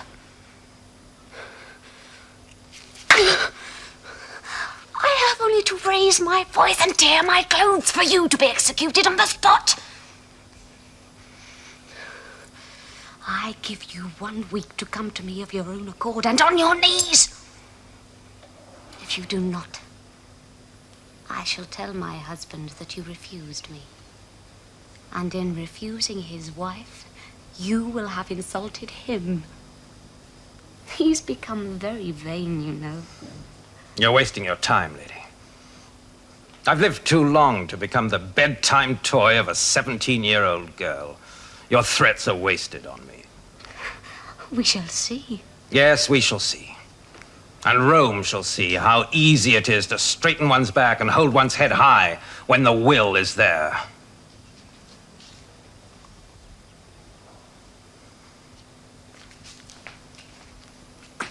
Well, what is it? It's a plan for rebuilding the harbor at Ostia. Well, of course it is. Whose is it?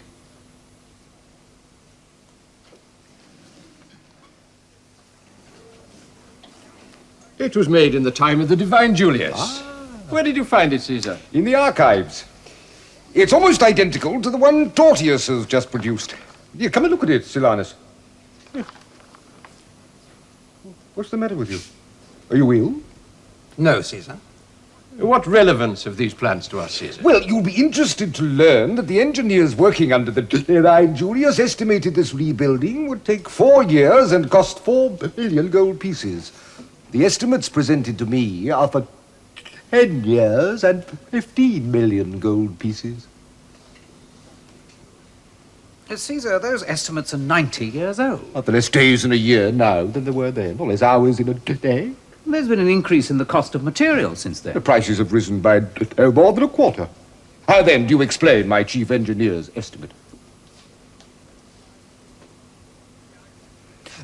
Yeah, I will explain. Everywhere, for instance, you underestimate the amount of earth that 100 men could move in a day. I mean, are men weaker now than they were then? Yet the topography remains unchanged. Yet on the divine Julius plan, they were cutting through earth. In yours, you claim we were cutting through rock. I can't understand it. Let me explain it then. Your surveyors have been taking bribes from the corn factors.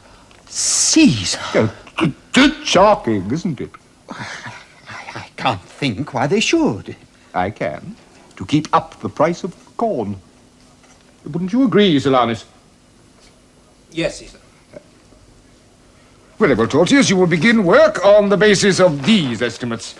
Revised, of course, for the difference in prices. But even so, Caesar, where's the money to come from? It's not in the purse. We shall get the first $1 million on loan from the corn factors. $1 million? They can't raise that kind of money. Oh, you will be amazed, Pallas, at what they can raise in return for my agreement not to begin an inquiry into allegations of bribing my officials. Yes, now it's very late. You may all go. We'll visit the harbour tomorrow.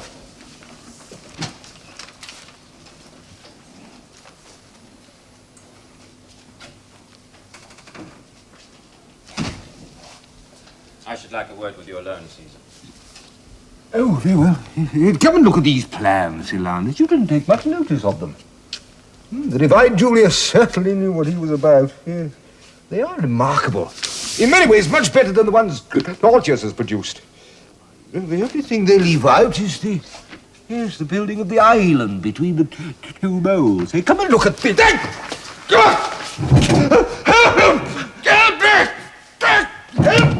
Help me!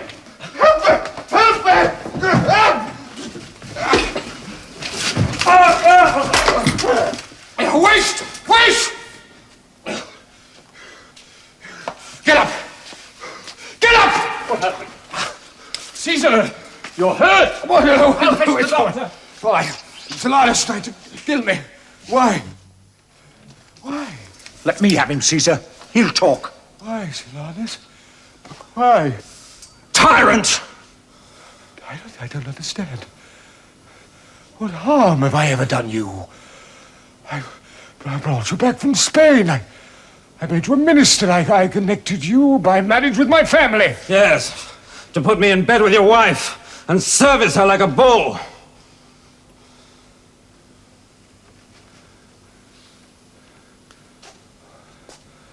What do you mean?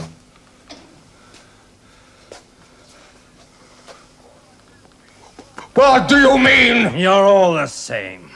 Don't toy with me, Caesar. I'm not a slave. Do what you have to do. I ask you again. What do you mean? You know what I mean. How predictable you emperors are. All your reigns begin and end the same. From vices timidly concealed to vices openly displayed. One follows the other as surely as decay follows death. Fetch the lady Messalina. Fetch her mother. Oh, get it over with, Caesar. We've all seen this play before. Don't make us sit through it to the end. You will explain that calumny on my wife and on her mother. And if you do not or will not to my satisfaction, you will surely die for this attempt on my life. What is it? What's the matter? Appius Silanus has tried to kill the Emperor. Silanus? Oh, but why? Why would he do such a thing? I don't know. I thought perhaps you could tell me.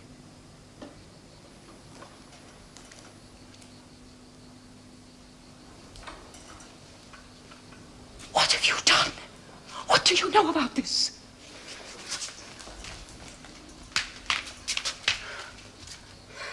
I know nothing. Nothing. Do you think I will plot to kill my own husband? There's no time to discuss it now. You must support everything I say. Do you understand? I will do nothing that will incriminate Silanus. He's my husband. Oh, you fool! Do you think I brought him back from Spain for you? I love him. I've always loved him. You are monstrous!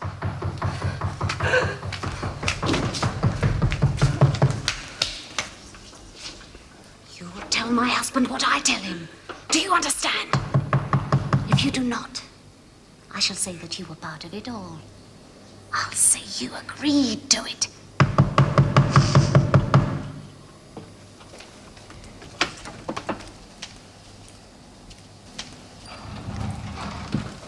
Oh, my dear. Oh, what's happened? Are you all right? Yes, I'm all The right. doctor's... I'm all right. Silanus tried to assassinate me. I'm all right. I want you to look at him. I want you to look into his face. Now, repeat to her what you said to me. Oh, let's finish with this. Get it over. Repeat it. For whom? For her who told me what I told you? Or for you who knew it all to begin with? Repeat it! I told your husband what you told me. That he had arranged my marriage to your mother so that you could become my mistress. That he had done it so that you could be kept amused while he took his own perverted pleasures elsewhere. It was there and then that I decided to kill him, to strike a last blow for Rome, and end this plague of emperors. Well.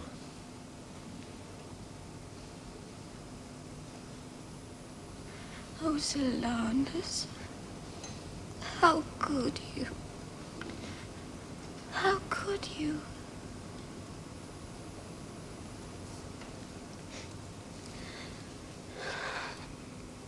He is sick with love, my dear, for me.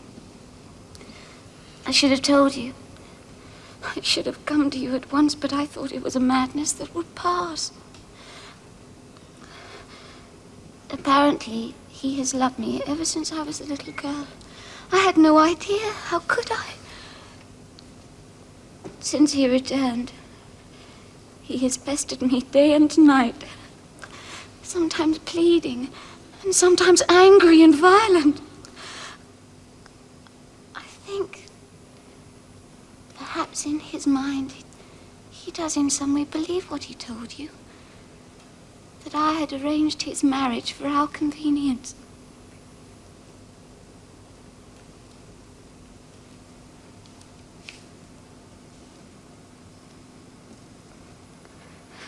You poor, deluded man. How could you think there was anyone dearer to me than my husband? When he came to me today, he was so violent that I said I would come to you and have you send him away. Well, that's when he threatened to kill you. Well, I never in my wildest dreams imagined he would carry out such a threat. Bravo! Beautifully played.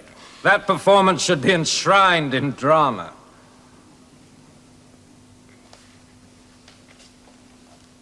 Is this true? Yes. His passion for my daughter has turned his wits.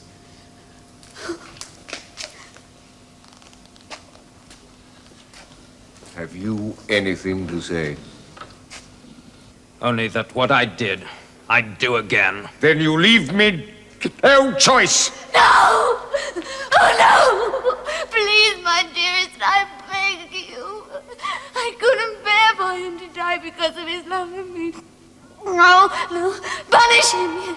Banish him, but let him live. He must die, Caesar. No! No! An attempted assassination cannot be punished with banishment. Such a precedent would serve only to encourage others. What a soft heart you have. Even after all the lies he's told about you. But Pallas is right.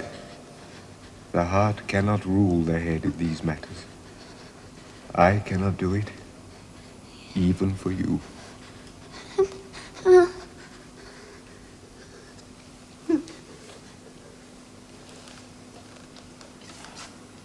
I sentence you to die, as you sentenced me.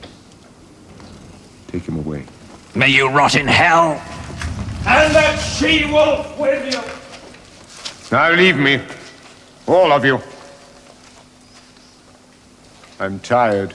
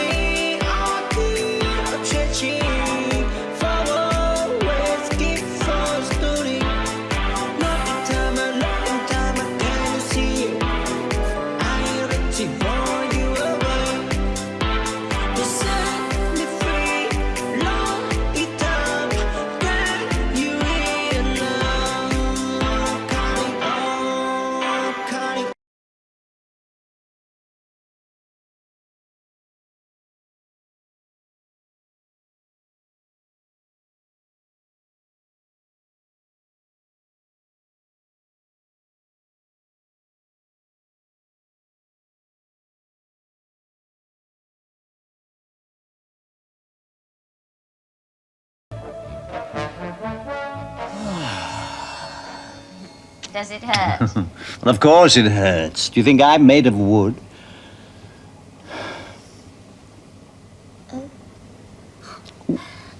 I didn't mean to scratch so hard. And I'm on stage today.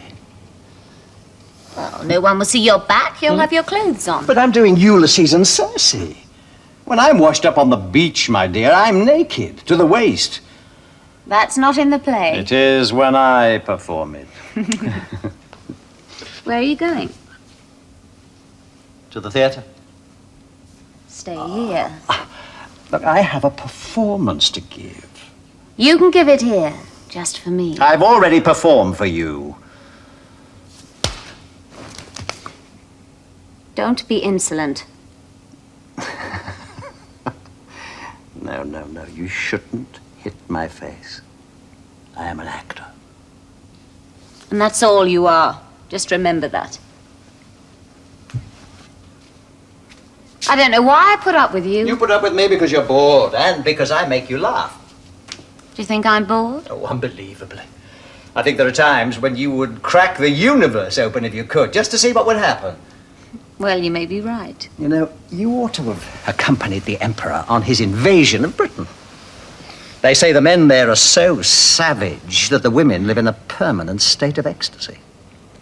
I should have been an actor. Or a sculptor. They never seem to get bored. They have their art. Oh, but what do I have? You have your lovers. Oh, my lovers.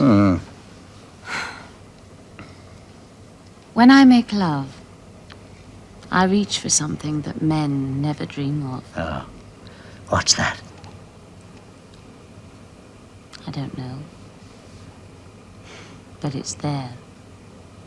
Always just out of reach. Sometimes I feel as if I could take on the whole of Rome in a night. I'd be no worse for it in the morning. Oh, why don't you? You'll mock me once too often someday. No, I'm not mocking you. I'm serious. Why, we could stage the greatest night of love the world has ever seen. A tournament of sex.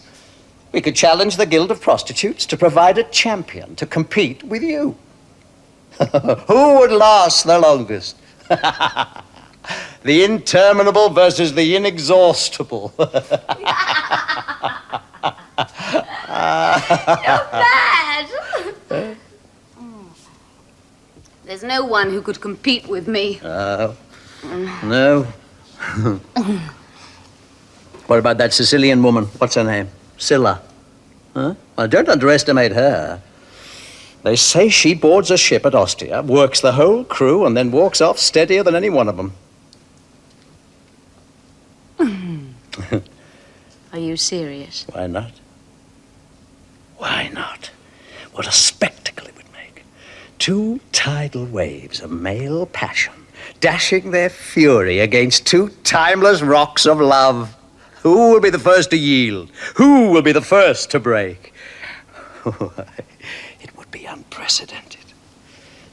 Copulation on a cosmic scale to set the universe ringing to the cheers of the gods.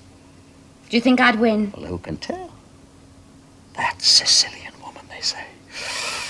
She's formidable. But I am more so.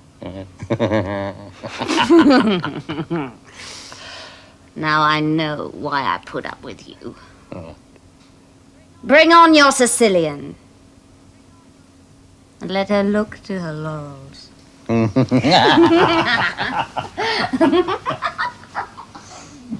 Well, they've taken 8,000 prisoners and counted nearly 5,000 corpses. Caractacus has left Colchester and fled to the west. Aulus has taken the 9th Cavalry in pursuit of him. And our losses? Though insignificant. 380 killed and 600 wounded. Britain is almost subdued. The Emperor's on his way home.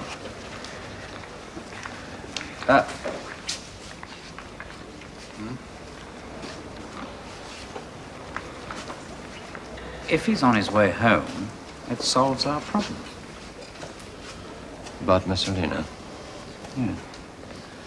Well, it solves the problem of whether we should write to him. Whether we should tell him when he gets back is another matter.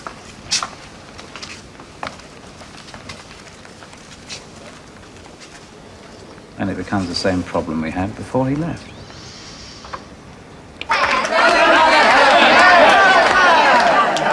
The golden hair that Galla wears is hers. Who would have thought it?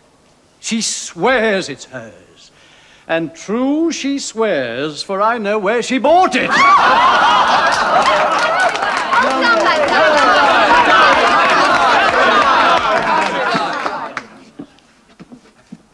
You ask me how my farm can pay, since little it will bear.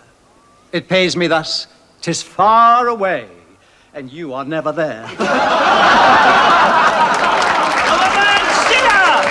President of the Guild of Prostitutes! At last.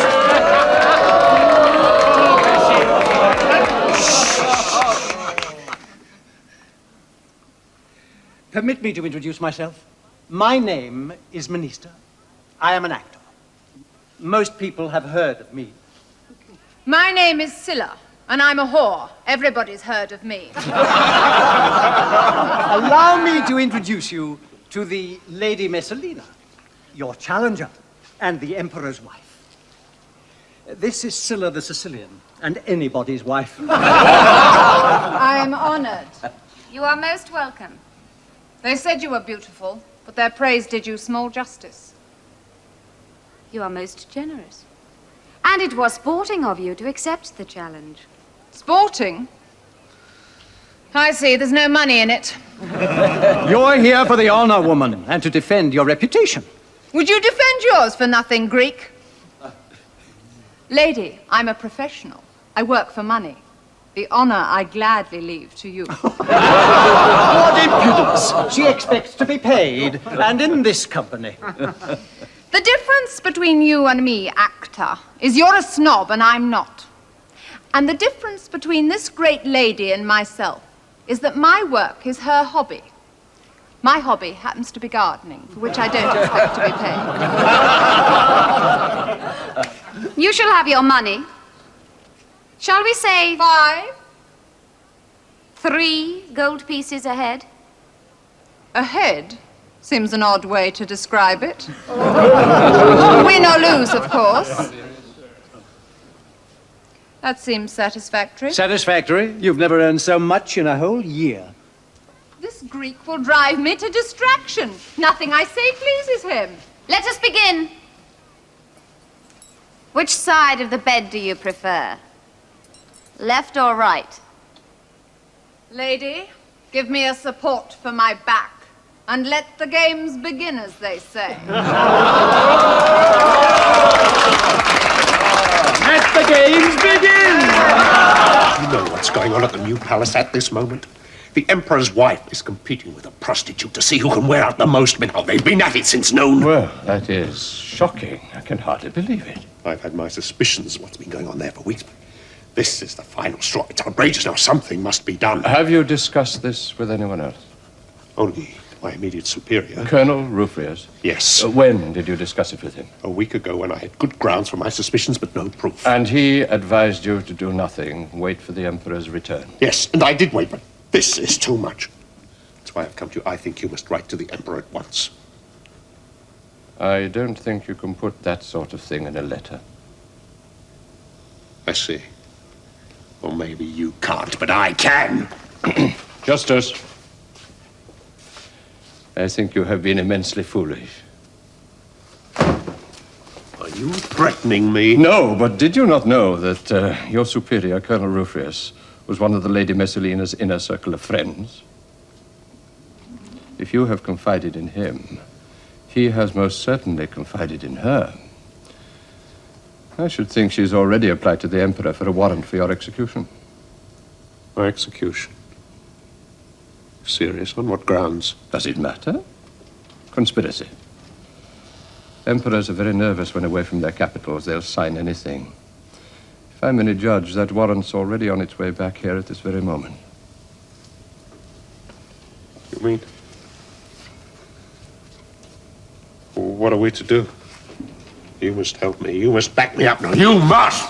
I will choose my own time when to tell the Emperor, not yours or anyone else's. I have learned to tread very carefully in a burning building.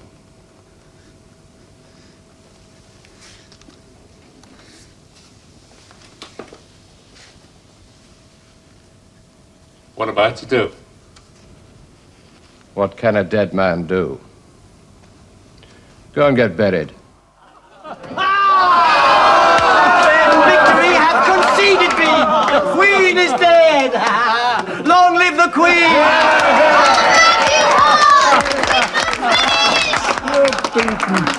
It's inhuman. Ensigns must be made out of old army food. The money!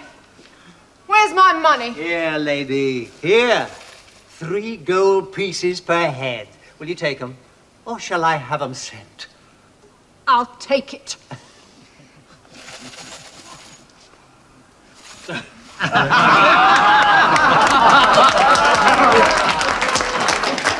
Amateurs!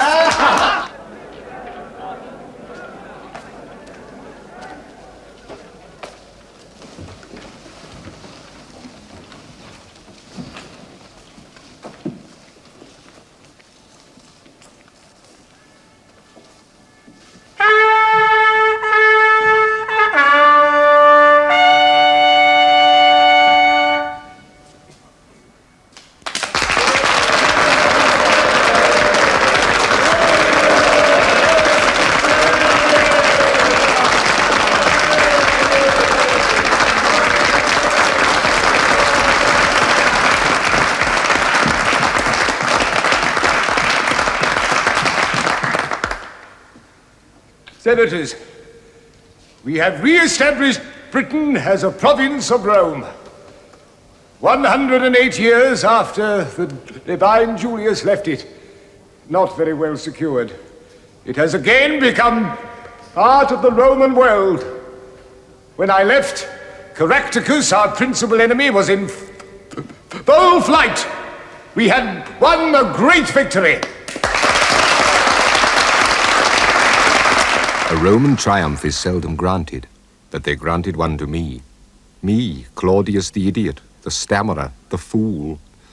But what life gives with one hand, it takes back with the other. I would gladly have forgone my triumph for the tragedy that was about to unfold. Shortly before I left for the invasion of Britain, Marcus Vibius, my governor of Syria, had written to me giving me the startling news that my old friend, Herod Agrippa, was fortifying Jerusalem. I had hastily written to Marcus Vibius, asking him to find out more and report to me personally on my return. And you think this is directed against us? Yes, Caesar. But there's more. Before I left, I learned that he was organizing a secret meeting with certain neighboring kings. He is plotting a revolt against Rome, that is certain. But why? Why? What does it matter what his motives are? Well, it does to me. Listen, I'll tell you something, Marcus. Before I left, I had a letter from Herod's uncle, Antipas.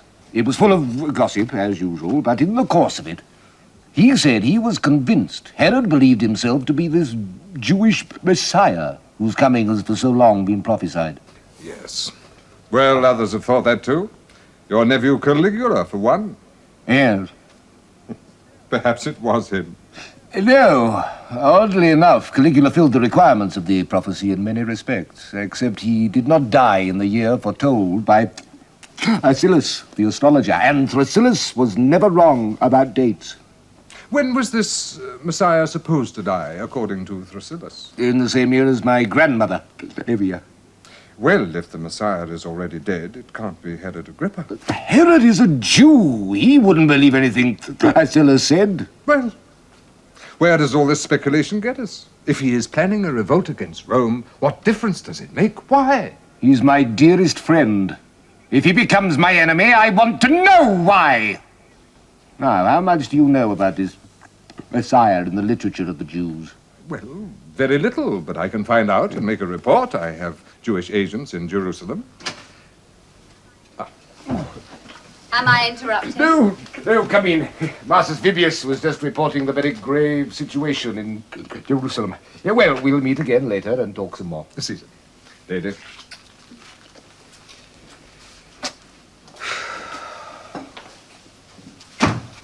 Are you worried? Hurt. That my old friend should... Ah, well, there may be nothing in it. I missed you so very much while I was away. And the children. I never rested properly a single night thinking about you. What would I do without you? Yeah, when you wrote to me about the Interjustice affair, I thought, thank heavens, Messalina's there to take care of things. Well, do you, want something especially? Only to say that if I slipped into your room tonight, would I find you alone in bed? Love. I'm not asking for details. Only that I shouldn't find the little Calpurnia in my place. Oh, I know that she sometimes visits you. Well, she's an old friend. I don't mind a bit. It's very good for your health. Oh, but sometimes I feel a great desire to have your arms about me. And I should hate to embarrass you. Oh, come tonight, please. I should be so grateful. Be alone, then. Oh! There is one thing. Anything? I wish you would speak to Minister. He's got so big-headed lately and insolent. During your absence, he was very rude to me, always making excuses for not putting on this play or that which my friends wanted to see. Well, couldn't you have banished him yourself? I didn't want to do that. Well, he's a great favorite with the crowd, and they might have held that against you when you returned. Oh, well, I shall speak to him.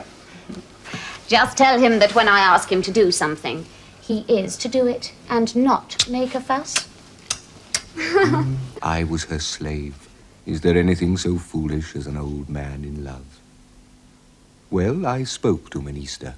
Listen, little Greek, I said. If the Lady Messalina tells you to do anything, you will obey. Do you understand? Anything? He asked. Anything, I said to him. I played, as usual, into Messalina's hands.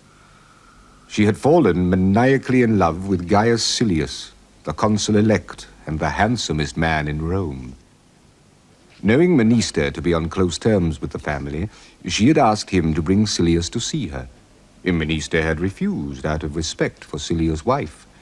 Hence Messalina's complaints to me. Like a fool, I secured for her what she most wanted. He was not an easy victim of her passion, but she was clever. She did not talk at first of love, but of politics. Tiberius had executed his father, and she played on that, telling him I was more corrupt even than Tiberius. Before he realized it, he was comforting her. Before he realized it, he was making love to her. He was as much her abject slave as I was. Claudius, Claudius, you go too fast. Too fast. More grave news of the situation in Jerusalem was hurried to me by Marsus from his agent, Catullus.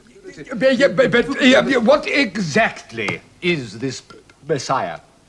A king, Caesar, who is to come and redeem Israel of all its sins. Philo, their greatest living scholar, has declared that he must be descended from King David and born in a village called...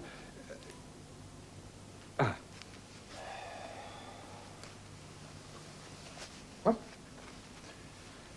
Bethlehem. Bethlehem? Yes. In what year? Well, opinions differ, as of course they always will in events of this kind. Yeah, well, have there been any candidates recently? No, not recently. The last one I heard from a learned Jew died about 15 years ago. 15?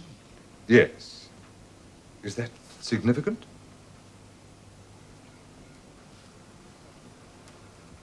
Who was this man? His name was Joshua Bar Joseph, a native of Galilee. He had a large following amongst the uneducated and used to preach to gatherings by the lakeside. He was also called Jesus by the Greeks. And was he born in...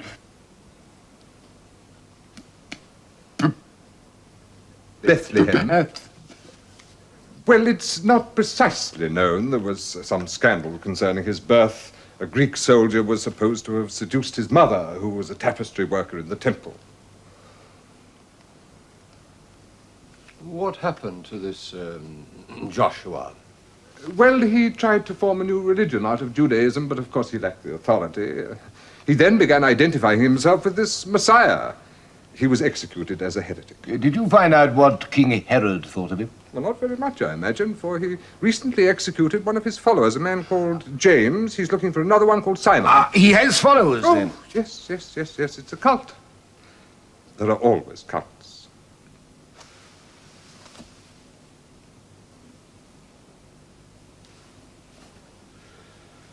Well, all this is most interesting for you, Caesar, with your fascination for strange religions. But what more does it tell us of King Herod's intentions? I will tell you, Pallas. King Herod's mother was on her way to Jerusalem for a lying in when she was overtaken by her pains in a small village. King Herod was born there. The name of the village was Bethlehem. There is no doubt in my mind. My friend Herod believes himself to be this Messiah. And worse, many others believe him to be this Messiah. His intentions are clear. Born on this great wave of religious fanaticism, he intends to free the East from the dominion of Rome. He intends to make war on us. Marcus is right. If we don't move quickly, Herod will seize the Eastern Empire and we shall lose Egypt. My friend has become my enemy.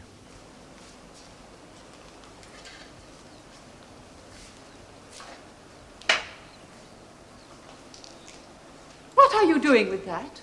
The mistress told us to take it down, lady. But why? Where are you taking it?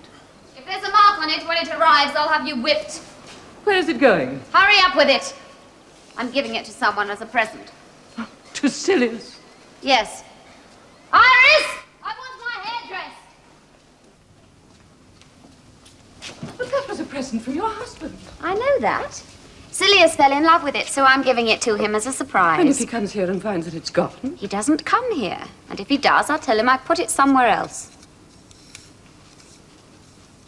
Have you taken leave of your senses? Have your wits deserted you entirely? You have lavished gifts on that man from all directions. Half of them from the palace. Are you so much in love that you have lost all sense of discretion? Yes. I am in love. Child, you've been in love before, but you've never imperiled your life. I shan't imperil my life. But all Rome knows that you visit him openly at his house and take him gifts, and that his wife complains bitterly about it. He's divorcing his wife. Divorcing her? For what reason? For no other reason than he loves me. Oh, you'll have to give a better reason than that. They're not married in the strict form. It only requires a declaration. But you are married. You can't marry him. So why is he divorcing his wife? Because I can't bear the thought of him sharing that woman's bed every night when he gets out of mine. I heard nothing. Not a breath of the scandal that was known to everyone else in Rome. Even the slaves.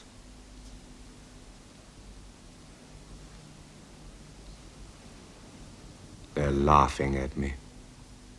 Still. After all these years. Still laughing at me.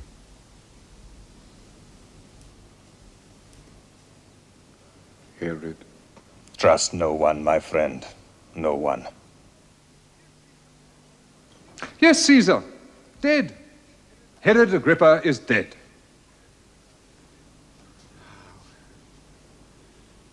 Tell me what happened. Well, he had come up from Jerusalem to Caesarea for the festival to be held in honor of your birthday. But really to meet with the kings with whom he'd formed his alliance. Yes. Only Phoenician, Tyre, and Sidon had stood outside the alliance, and now they had decided to join. Their formal submission was to be made to King Herod upon their arrival. Did Herod truly believe himself to be this Messiah, this anointed one? Oh, yes. Yes, he had revealed himself to the high priests. Now he was to reveal himself to the nation. Go on. Well, when he arrived in the amphitheater, the whole audience rose. He was wearing a royal robe of silver tissue that flashed in the sun so brightly that it tired the eyes to look at it.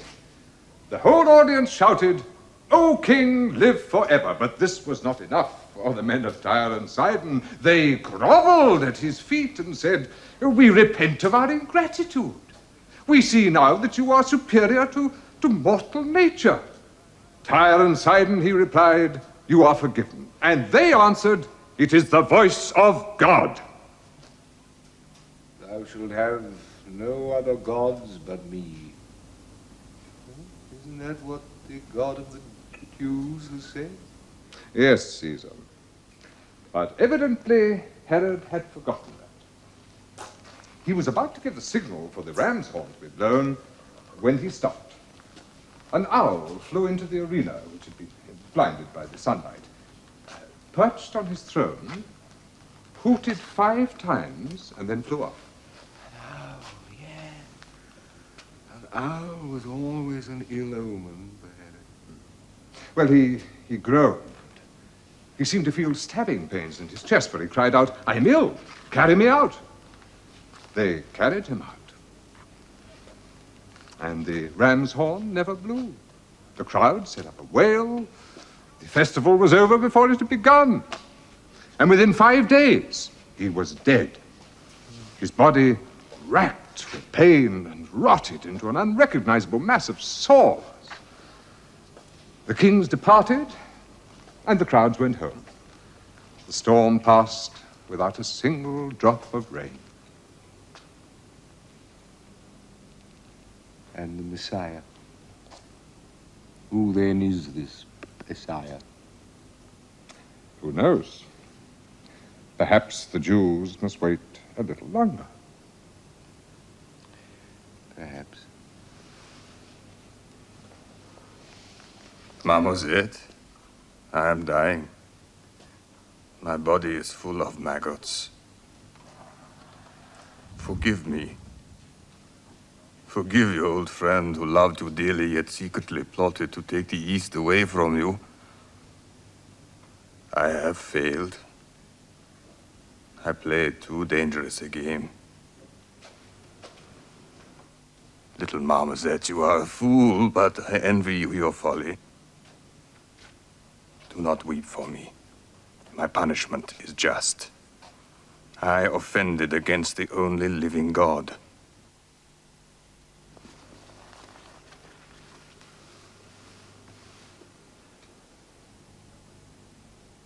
Farewell, my friend, whom I love more truly than you suppose. Farewell, little Marmoset, my schoolfellow. And trust no one. No one. Your dying friend, Herod Agrippa. I was alone. For the first time in my life, I was alone. They were all gone now, those friends of my youth. Germanicus, Postumus, Castor, Herod, all gone. There was no one now I could turn to except Messalina. Yes, she helped me. How she helped me. She persuaded me to let her use the duplicate of my seal. Say, fool, Claudius, fool. I know it, I know it. But she was clever. I also began this most strange history of my life, which you shall read and find, I promise you. But now you shall see how my ignorance of my own domestic affairs came to an end. I said I would tell all, and I shall. Her adultery with Silius had gone so smoothly that she was becoming bored. Not with him, but with their situation. While he, on his part, began to feel that the longer it went on, the greater the danger of their being discovered. Divorce him. Why not? And marry you. Wouldn't you rather be my wife than my mistress? Your wife? Oh, Gaius. More than anything in the world. But how? Divorce is simple enough. You just send your freedman to your husband's house and you tell him. I know that. I meant, how do we do it and survive? We have gone far enough with concealment. Now, sooner or later, he will find something out and we shall be taken unprepared. No. It's safer to stay as we are. We can wait until he dies of old age. I am tired of waiting. Caius, don't you think that I am tired of waiting too? Oh, don't turn your back on me, please. Nothing would please me more than to be your wife and belong to you entirely for everyone to see. But we've made a long-term plan. Let's keep to it. Only innocent people can afford long-term plans. Well, I think of myself as innocent. Don't you? Are you innocent of adultery? What? Of unbridled promiscuity? Of taking bribes? Of judicial murder? Caius, look! We are guilty!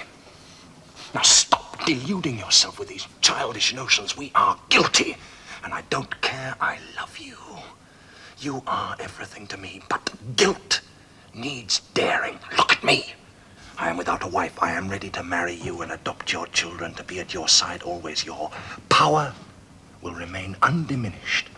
But we will never have any peace of mind until we put an end to this farce. And if we marry, what then? We have friends. Powerful friends. They share our danger and they look to us for peace of mind. If we marry open and publicly, all Rome will see how Claudius is abandoned. All Rome will see the contempt in which you hold him. We'll declare the Republic restored and people will flock to our cause. When? Tomorrow. Tomorrow I go with him to Ostia to examine the new harbour works. When you return, then? No. Tomorrow. Let him go on his own. I'll have a headache. He's used to my headaches. While he dallies in Ostia, we'll marry in Rome. By the time he returns to the city, it'll belong to us. I went down to Ostia. She was supposed to come with me, but at the last moment, she had one of her headaches. I was disappointed, but it was too late to change my plans. By the time I arrived in Ostia, they were already married.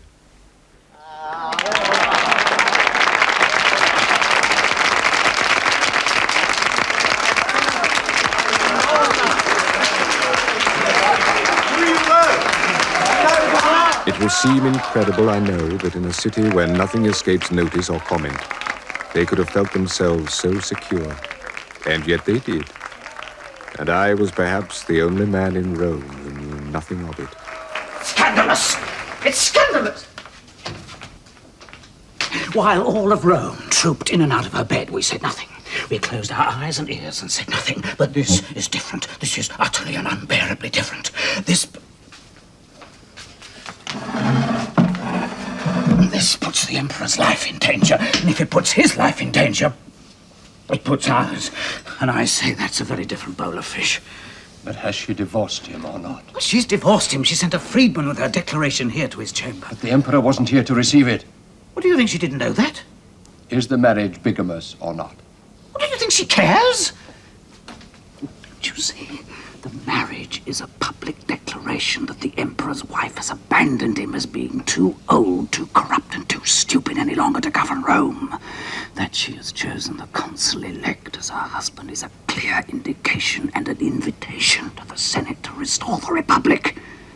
And in view of Messalina's known viciousness when it comes to getting her own way, the Senate will take the hint and put them both at the head of it.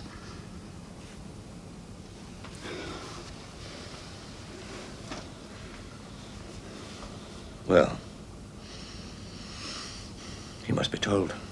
This time he must be told. But how? He won't believe a word said against her. It's the old problem. From the moment we tell him, time's on her side, not ours. Then from the moment we tell him, we must keep her away from him. We must ensure she never sees him. She must be eliminated without a hearing. Yes, well, that's taken for granted, but how do we tell him? Whom will he most readily believe?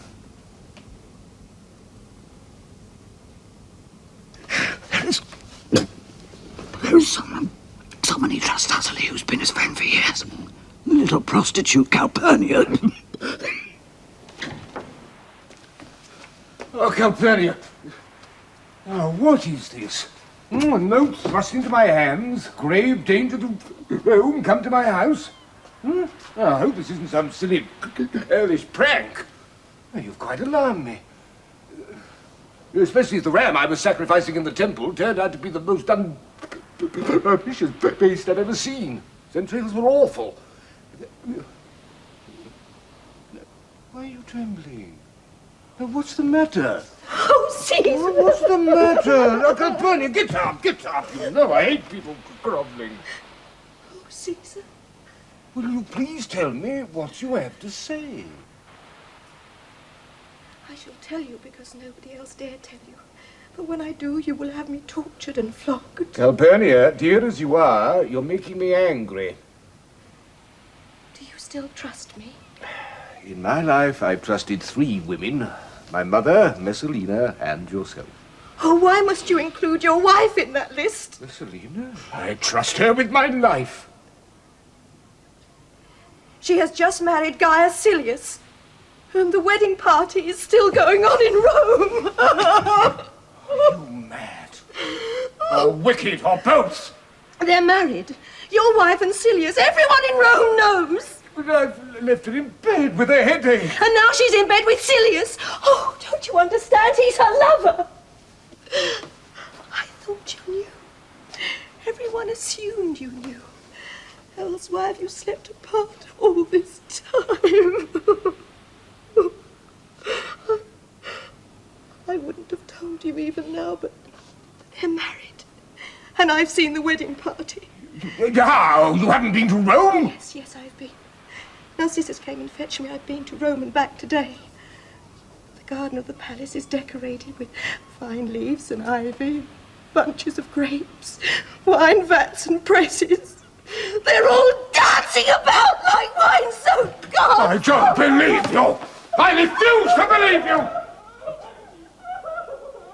It's true, Caesar. Every word she says is true.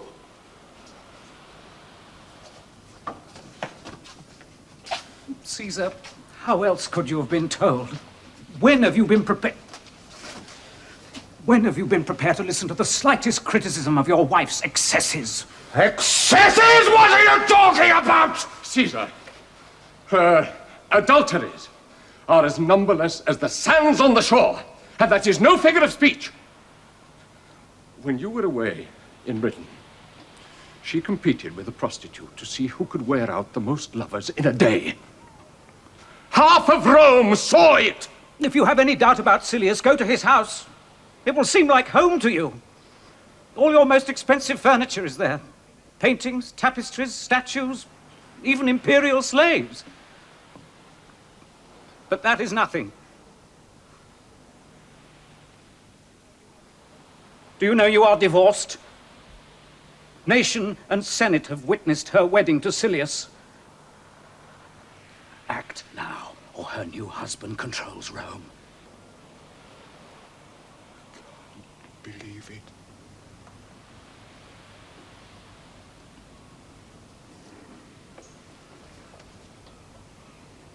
My dear, you must.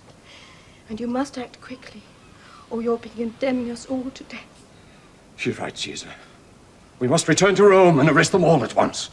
But am I still emperor? Some officers of the guard may have been seduced, but the soldiers are devoted to you, I'm certain of it.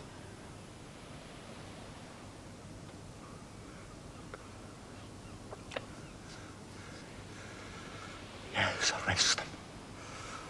Hurry back to Rome and arrest them.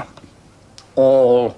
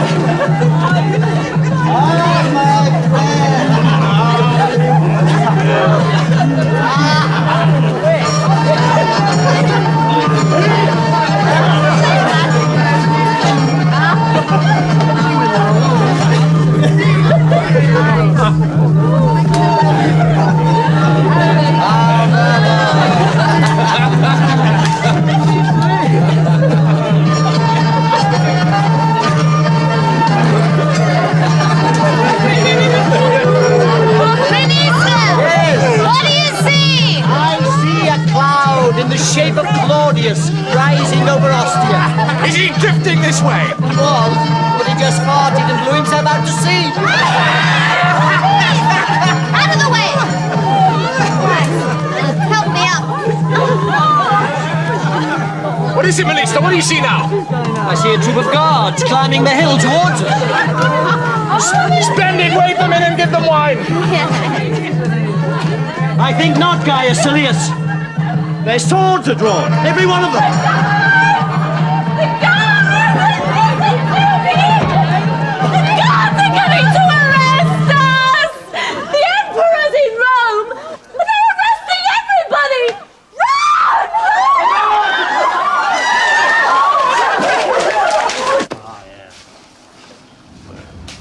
Where is the Emperor? In his study. We've arrested nearly 200 people. Silius was taken in the marketplace. The Lady Messalina has not been found. She is not to be allowed to see the Emperor without first consulting me, you understand?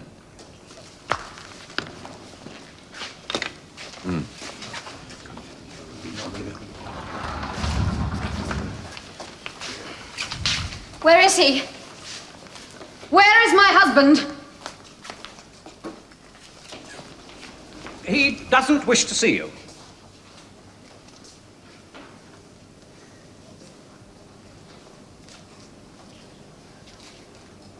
Out of my way, you Greek!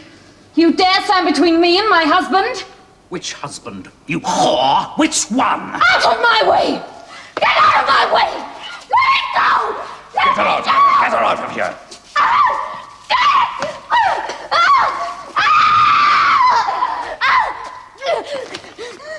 Let me see him! Claudius! How dare you stop her? She is the Emperor's wife and the mother of his children. But is he the father? Who knows whose litter they are? Liar! Liar! Here's a list of your adulteries. Do you want to read it? Hundreds. And you call her a mother? Take her home. Let her wait there. No! No!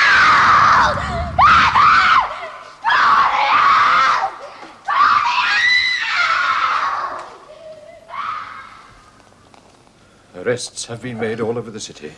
Silius has been taken. Thank heaven most of the guard proved loyal. Poor woman. Whatever made her do such things? How unhappy she must have been.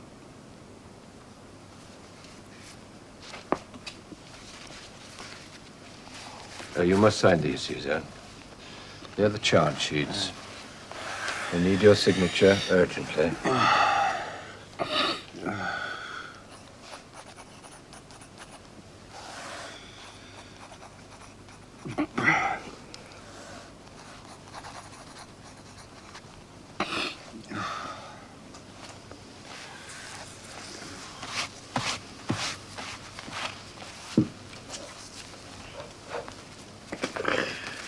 Sleep, Caesar, sleep. You need your rest. Save yourself for Rome.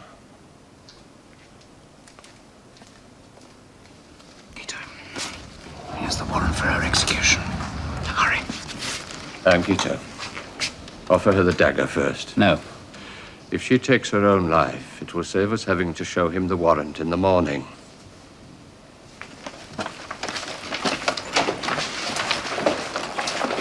Take it to the palace. Tell no one that you have it. Only that you want to see your father. Now hurry. When he reads it, he'll forgive your mother. You'll see.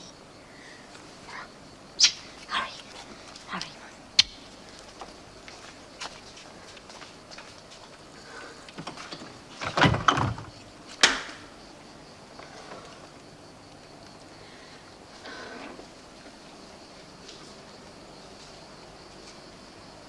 He must see me. He must.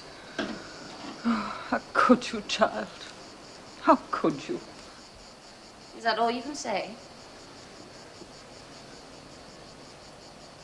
Why don't you do something?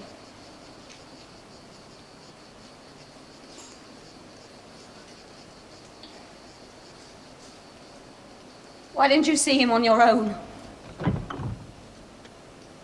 He's coming. He's coming to see me.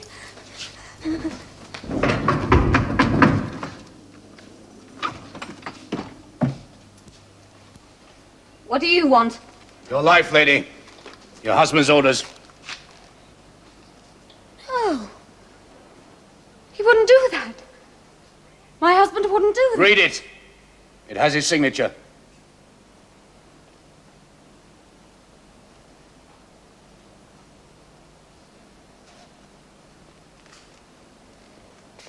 I'm to offer you the dagger first, if you'll have it. And then to cut off your pretty head and put it on a spear. No! No! Not my head! Not my head! Child! Child! Your life is done. Take the dagger and use it. Don't let them take my head. No!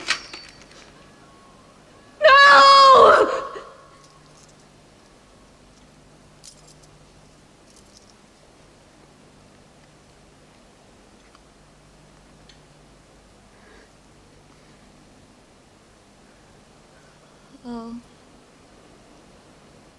No. He wouldn't do that. Not Claudius. Use it. Use it quickly. I can't. I can't. Not my head! Not my head!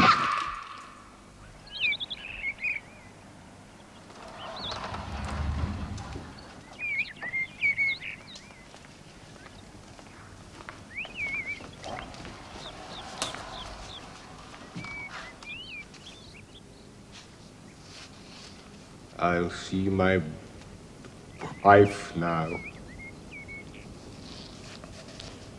She was executed last night. At your orders, Caesar. Here is the warrant.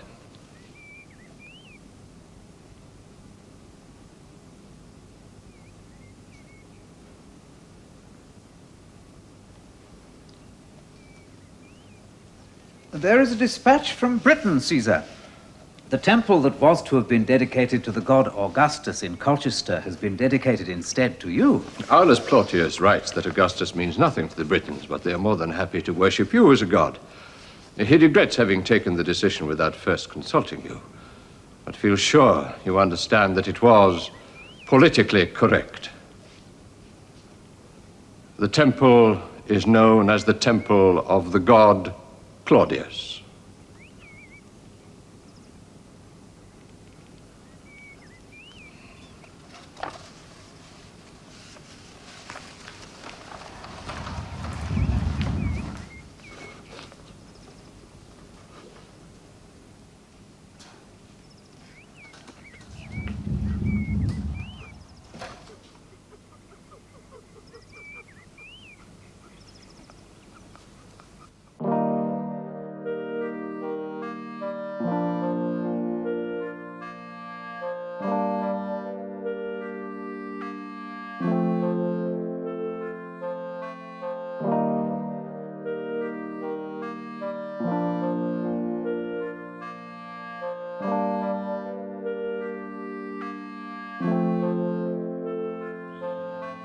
Face your sign, love shot deep, breaking down.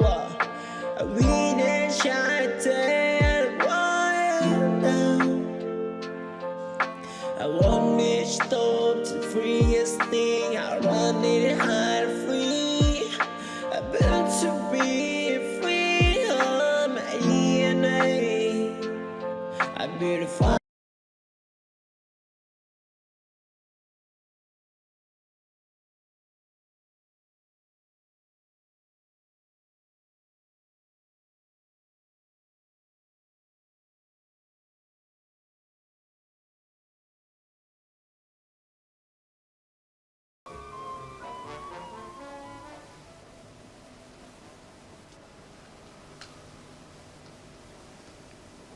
Is he dead? Yes. Yes, he's dead. Then I am emperor? Yes.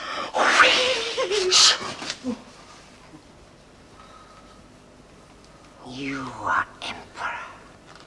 Everything I ever dreamed of has come true. Emperor.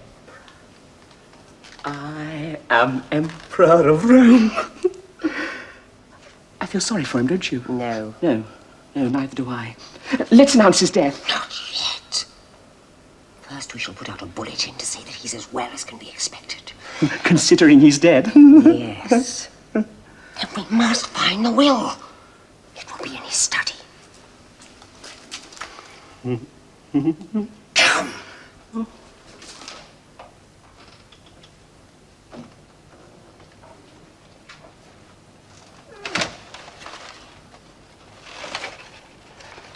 What a mess.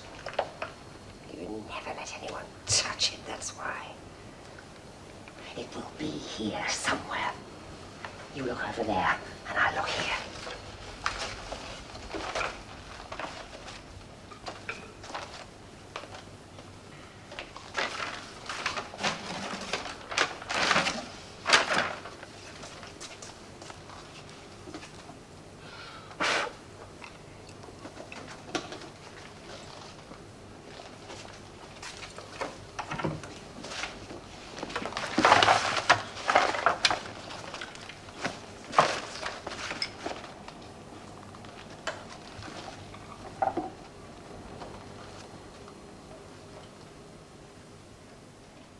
Write no more, Claudius. Write no more. Have you found it, Mother? Well, what is it? Looks like a history. Of our family. Does it mention me? Oh, where does it begin? With the death of his last wife, Messalina. Oh, that should be interesting. What does it say about me? Do be quiet! How can I tell if you keep talking to me? The frog pool wanted a king. Jove sent them old King Log. I have been as deaf and blind and wooden as a log. My chief fault? I have been too benevolent. I repaired the ruin my predecessors spread. I reconciled Rome and the world to monarchy again. By dulling the blade of tyranny, I fell into great error. By sharpening that blade, I might redeem that error. Violent disorders call for violent remedies. Yet I am, I must remember, old King Log. I shall float inertly in the stagnant pool. Let all the poisons that lurk in the mud hatch out. Let all the poisons that lurk in the mud hatch out. She did not please you, Caesar? No, I can see she did not. It was a mistake having her here. A beautiful woman, though. Yes, a beautiful woman. Whoever marries her will be a fortunate man. She's married already. Really? To the drummer. And has 3 children. Oh, I envy him. He tells me she's a shrew. Well, then, I envy him his nights, but not his days. Well, unfortunately, in marriage, one can't have one without the other.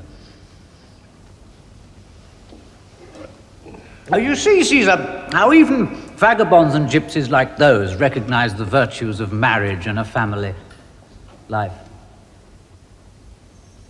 Caesar? Are you well? Something the matter?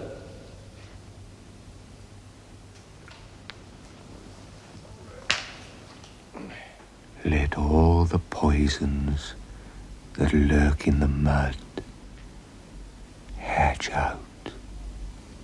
If you will allow us, Caesar, to raise once again the subject of your remarrying. There are so many good reasons for it. But chiefly, your children need a mother. And Rome needs a mother. It's not right for an emperor to be alone. Your uncle Tiberius was alone too long. I'm sure it affected his mind. And it doesn't follow that because your 3 previous marriages were all a tragedy, your 4th shouldn't be a triumph. I've given this matter a great deal of thought. And there is someone I'd like to recommend. You never mentioned that to me. I only thought of it this morning. Caesar, the one woman in Rome who would be a perfect wife is Lollia Paulina. Lollia Paulina? Are you mad? She is ideal. She is the daughter of an ex-consul. She has lost none of her looks with advancing age, and she is still childless, which will make her a good stepmother to Britannicus and Octavia. And they need a mother. I think that's more important than anything. More than the fact that she's the stupidest woman in Rome? The emperor has had clever ones before that have done him little good. She's an absurd choice. She walks about like a jeweller's shop and thinks of nothing but ornaments. The emperor needs a wife capable of helping him. Now, Caesar, I have submitted many names in the past for your consideration. I confess I've been less than enthusiastic about most of them, It didn't prevent you putting them forward. It was not I who was to marry them. One can recommend with less enthusiasm than one marries. Caesar. As I was about to say, Caesar!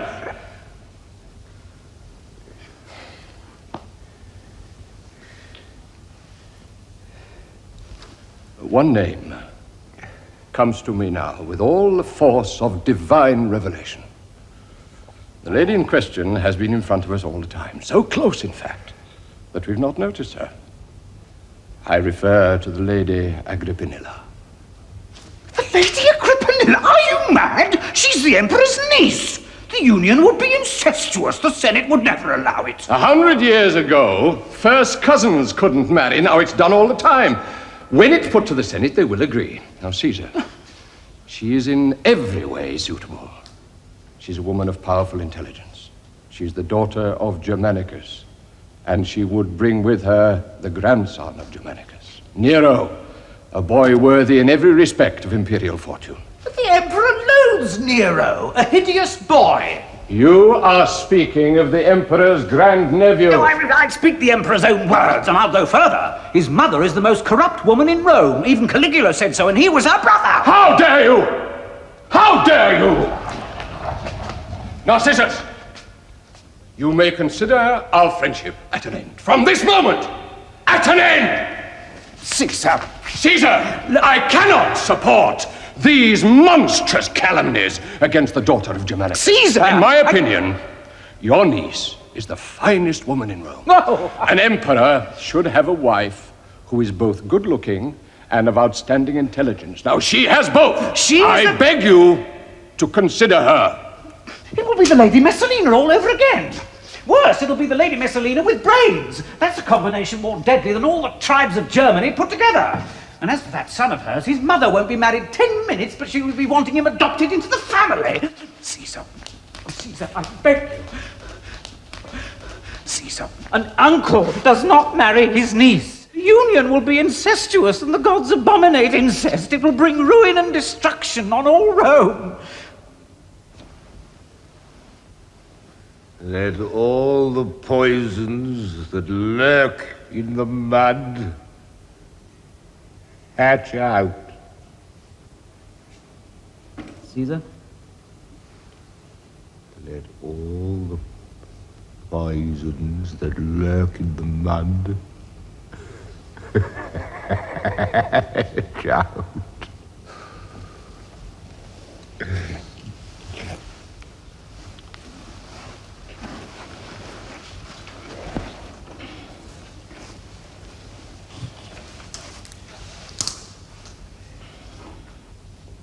I will marry my niece. Bring her to me.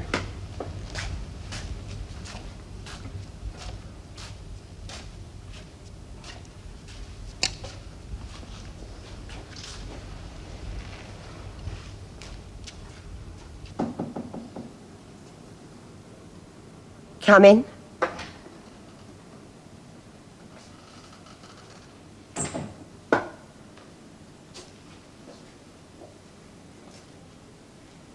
Well? He's agreed. He has agreed. He wants to see you. Now? Yes. It was so easy I could hardly believe it. You'll marry me? He said he'd marry me? Yes? What did he say? I will marry my niece. Send her to me. That's all? Nothing else? No arguments, no opposition? Only from Narcissus. Ah. What did he say? I shan't repeat it. What does it matter? He lost. It was only sour grapes. I'll sour all these grapes before I'm done. And Claudius? He said nothing about my being his niece? Nothing. Nothing about incest? Nothing.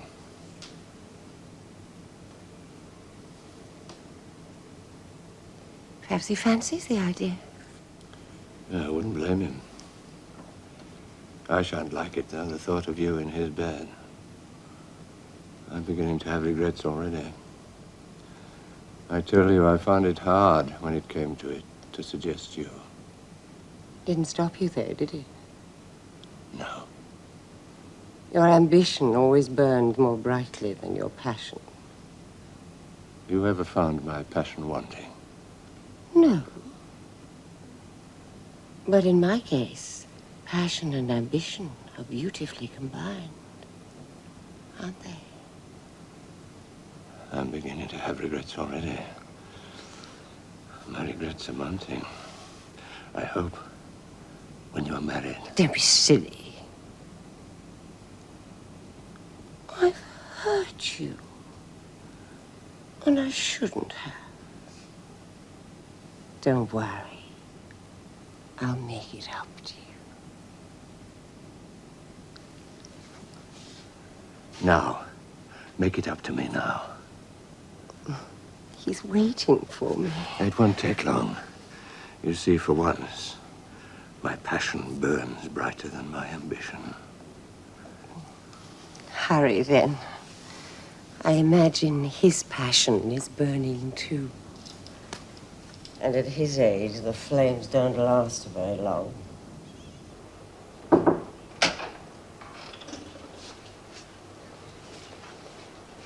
Uncle?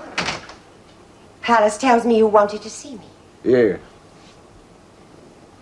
He said that you had decided to marry again. Yeah. And that you had chosen me. Would you like to marry me? Uncle. You have made me the happiest woman in the world. Yes, I thought I might. How could you have known that? How could you have known that I've loved and respected you all these years above all others? Just guessed it, my dear. Just guessed it. I shall be such a good wife to you. You'll see.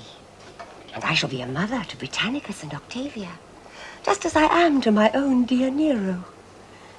They shall be to me as if they were my own. And there'll be more. Why not? I'm still capable of bearing children. And you, such a vigorous man, such firm flesh. Who would have thought it? You shall have more sons, I promise you, and more love than you have ever had. Yes, love, Uncle, such as you have never known before. Makes my head reel to think of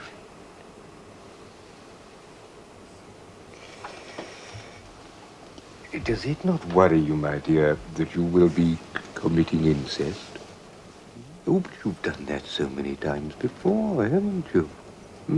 With your brother, Caligula? We all did things during the reign of my mad brother that we might not otherwise have done. That's true, that is true. Only some of us did them a little more willingly than others, didn't we? I'm not blaming you, I'm only asking. Well, since you ask, the answer is no. Such incest would be technical only. It doesn't disturb me, but if it disturbs you... No, I'm teasing. Please don't be offended. As a matter of fact, the question of incest is somewhat academic. What does that mean? It means that beautiful as you are, your body is of less interest to me than your mind. I'm marrying you for your head, my dear, not your heart, of which I suspect you have very little. Well, then, that suits me. You're not the sort of lover one dreams of. Certainly not the sort that you dream of. Still, I won't discuss your dreams. Not on a full stomach. I'm marrying you because I am tired of ruling alone. And there are so many things an emperor's wife could do that others can't. But I need a woman with a mind. Now, does that appeal to you? Admirably. But I shan't be a cipher, I can tell you that. If you give me power, I shall use it. Now, why else do you imagine I'm giving it to you? Well? We are to be married. But why? Why? Doesn't want me to share his bed. Doesn't even like me. Says he wants me to help him rule. All the better. No, there's something odd. What did he say when you suggested me? I told you. Nothing more? Well, there was something, but it made no sense. What? What did he say? Let all the poisons that are in the mud hatch out, or something like that. Perhaps his mind's going. Well, maybe he won't last long after his marriage. No. We must keep him alive long enough for my son to come of age.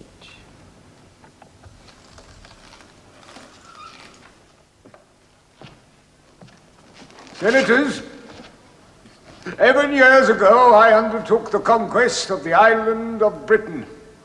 It has taken until now to complete it.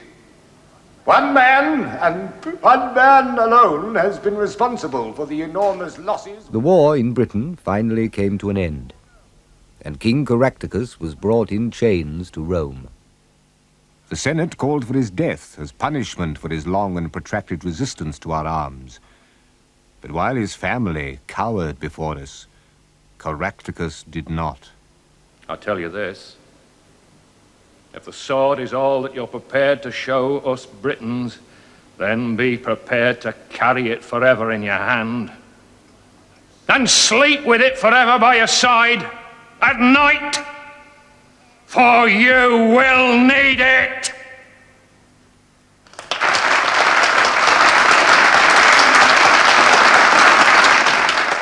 His courage and his dignity won the hearts of the Senate. He was granted a pension and allowed to live with his family in the city. I am near the end of my story. I've been married to Agrippina for 5 years, and she has turned out as loathsome as I thought she would. As has that slimy son of hers. His mother has plans for him. She thinks I do not know, but I do. And I have my own plans.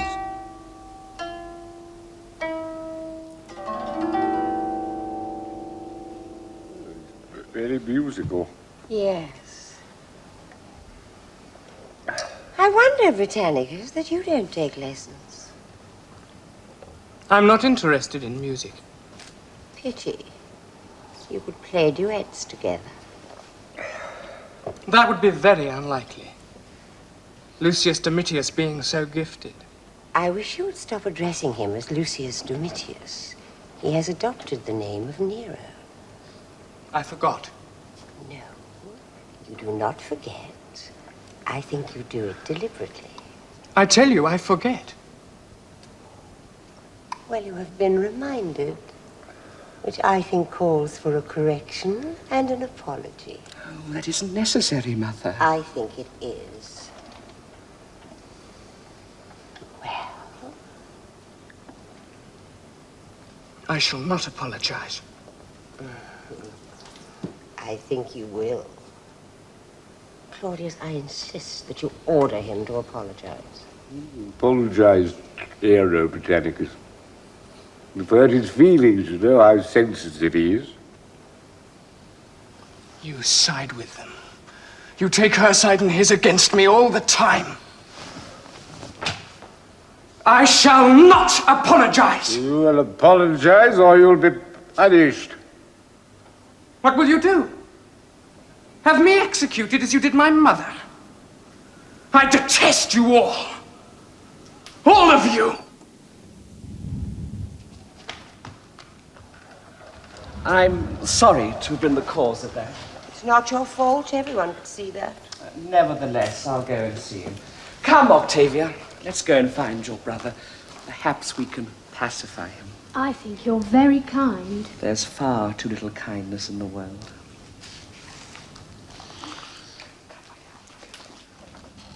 Have you noticed how fond they are of each other? Everyone's commenting on it. Nero simply adores her.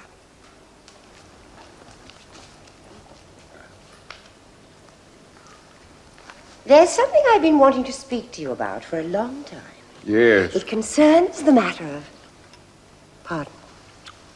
The answer is yes. You don't know what I'm going to ask. Aren't you going to suggest that I marry Octavia to your son? Yes. The answer is yes. Don't you wish to discuss it? What is there to discuss? They'll be well matched. Nero's very fond of you, you know. He thinks of you as a father. He said to me the other day, you know, I think of him as a father. It's just occurred to me that since he will now be married... The answer once again is yes. Well, you let me finish. You don't even know what I'm going to say. You and your cups. I've had too much wine again. Oh, my dear, I thought you were going to suggest that I adopt Nero officially as my son. Make him and Britannicus joint heirs. Of course, that is not what you were going to say. Yes. Yes, it was. It was. I just wish you'd let me finish. Your manner's very strange. I just wanted to save a lot of unnecessary discussion. You see, this is the success of our marriage, my dear. I read your mind so quickly. Think of the time it saves. Good night. Oh, put him to bed.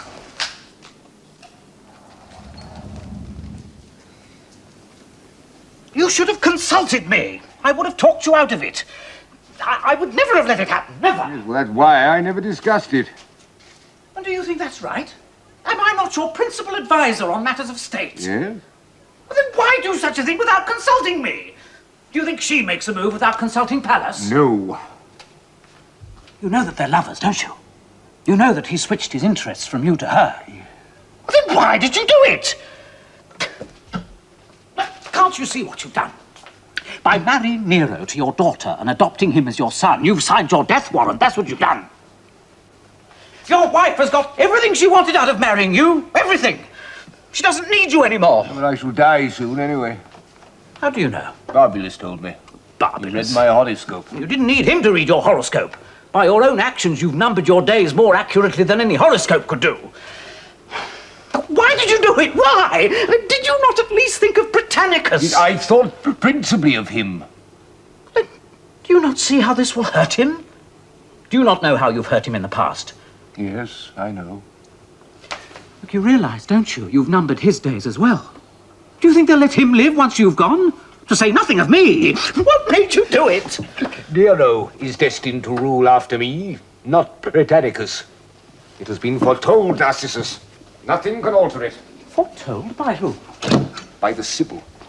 Nero may become emperor, you've seen to that, but she will rule. Your wife, Agrippina, through him as Livia ruled through Tiberius. No. Nero will kill his mother.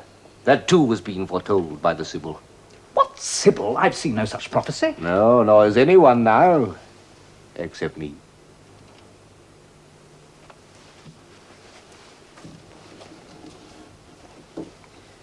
Where did you find this? It was given to me by Livia just before she died. She gave a birthday dinner. She invited me. Now, that was unusual, but her purpose became clear toward the end of the evening. She'd found this curious book among Augustus' papers. No, you won't understand it. It's written in a very archaic language. It frightened Augustus. He kept it hidden. Or perhaps he just didn't understand it. But Livia did. What does it prophesy? Amongst other things, it prophesied Caligula's reign and his death. It prophesied mine. And it prophesies Nero's. It is written, Narcissus. Nothing you nor I can do will stop it.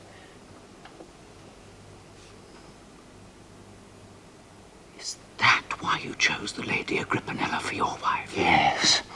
All my life I wanted to see the Republic restored, yet I let myself be made an emperor. That was written too, but I made a mistake.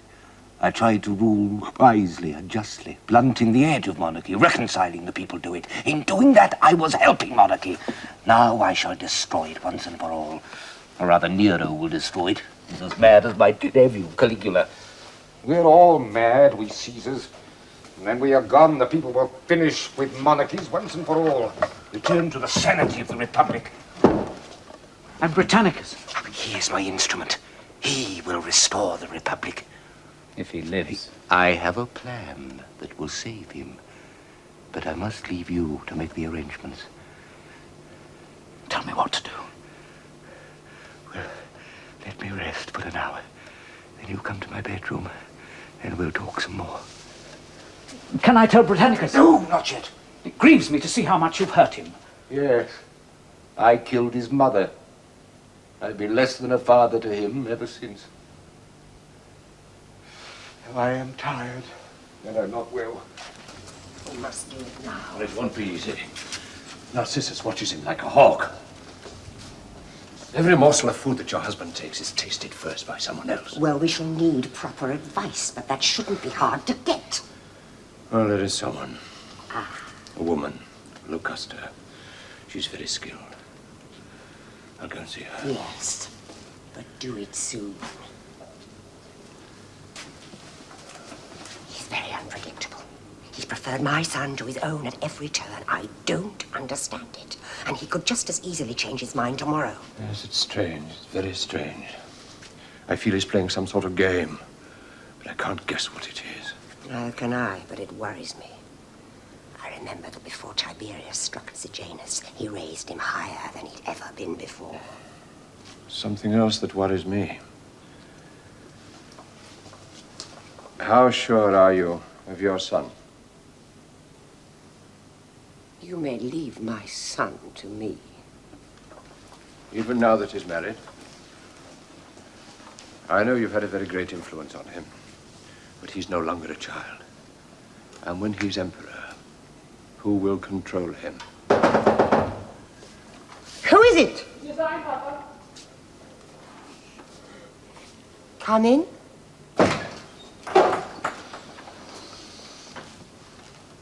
Oh, it doesn't matter. No, I'm just going. Lady? I don't like that Greek. That Greek runs this empire. You have to receive him in your bedroom.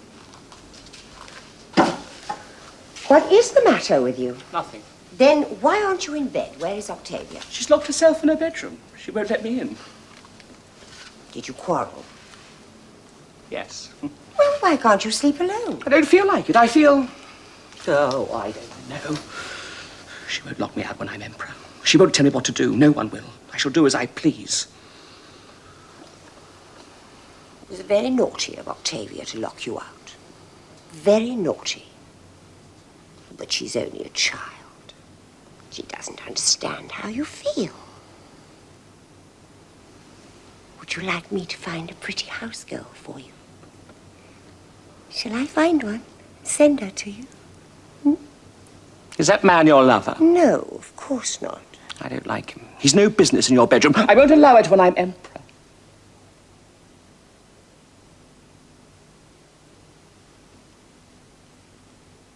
Senators, you see me here for the last time. I shall not come again. This is in the nature of a farewell speech. I'm too old and I'm not well enough. I don't think you need my presence here anymore. I sometimes wonder if you ever did. You know, the soldiers dragged me from behind the curtain and made me emperor. I ever wanted it. I think it was a mistake. Oh, be that as it may. Soon I shall retire behind another curtain. The final one. The one the gods draw over all of us in the end, great and small. I shan't be sorry to see that final curtain. May you live forever, Caesar! Oh, thank you! But I've no wish to, even if I could. What you will say about me when I've gone, I can only guess at. I hope it won't be as cutting as the things you've said while I was here. Yeah, not to my face, of course. That's not an emperor's privilege. But what is said about us in our lives is not always what history says. And doubtless history will have its say, as it always does. And about that I have done something, though not something that need concern you, but something. You see, in the course of my life, I have known many people, great people, people who have made Rome what she is today. Yes. And one day they will all live again. The dead will come to life. The man who dwells by the pool will open graves and deliver Rome up again. She shall be seen for what she truly was.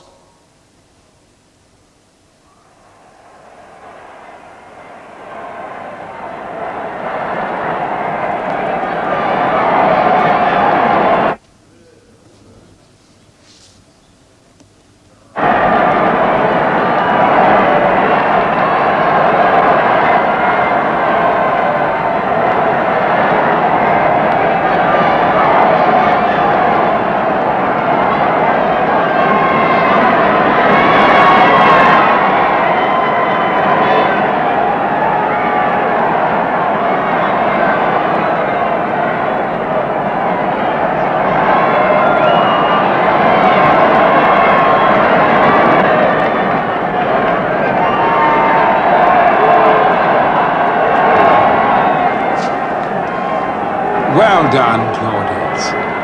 Emperor after all. Who would have thought it, eh?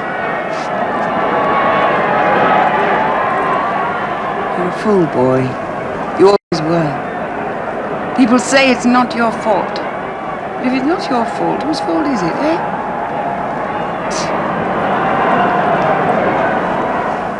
And your nose is still running, Claudius. You're still running. Excuse me. Just a minute. Just wait your turn.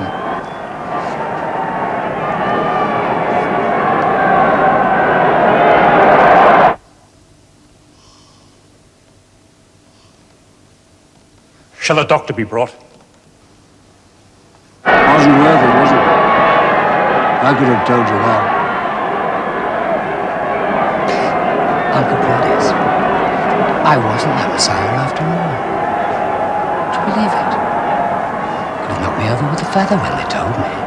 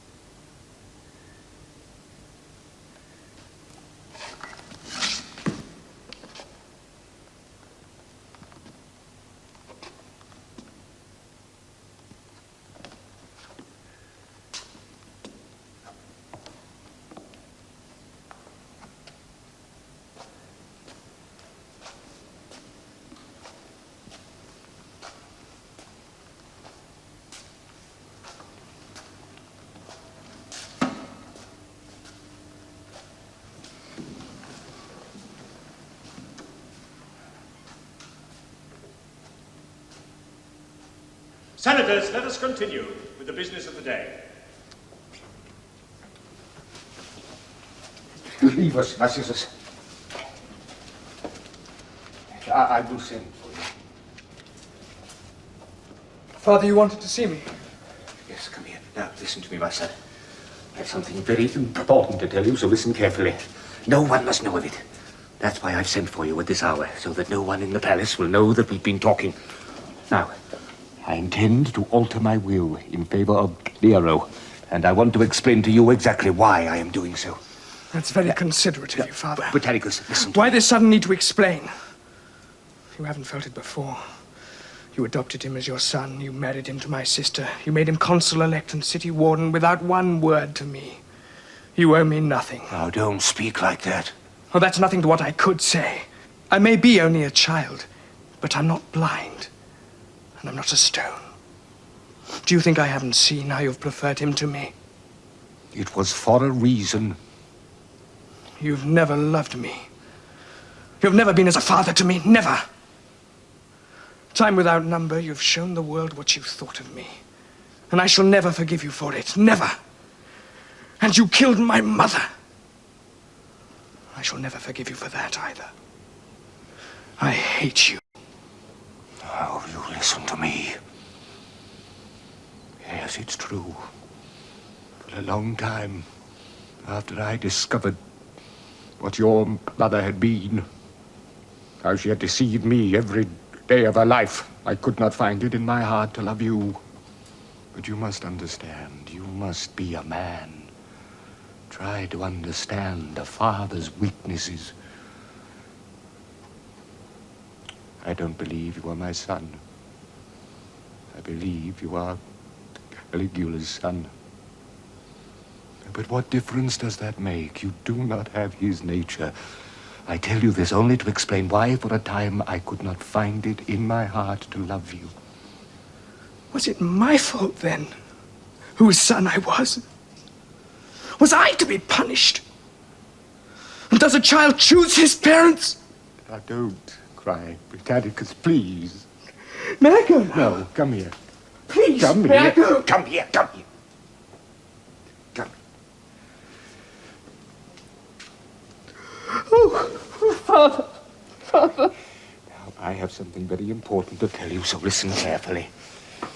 First, no matter who your father may have been, you are now my son, and I love you more than anyone in the world. Second, Nero is destined to follow me as emperor. No, don't argue. It is written. Nothing can alter it. When I am gone, he will try to kill you, as Caligula killed Camillus, and that is why I have treated you as I have, kept you out of the public eye all this time. I have a plan to save you.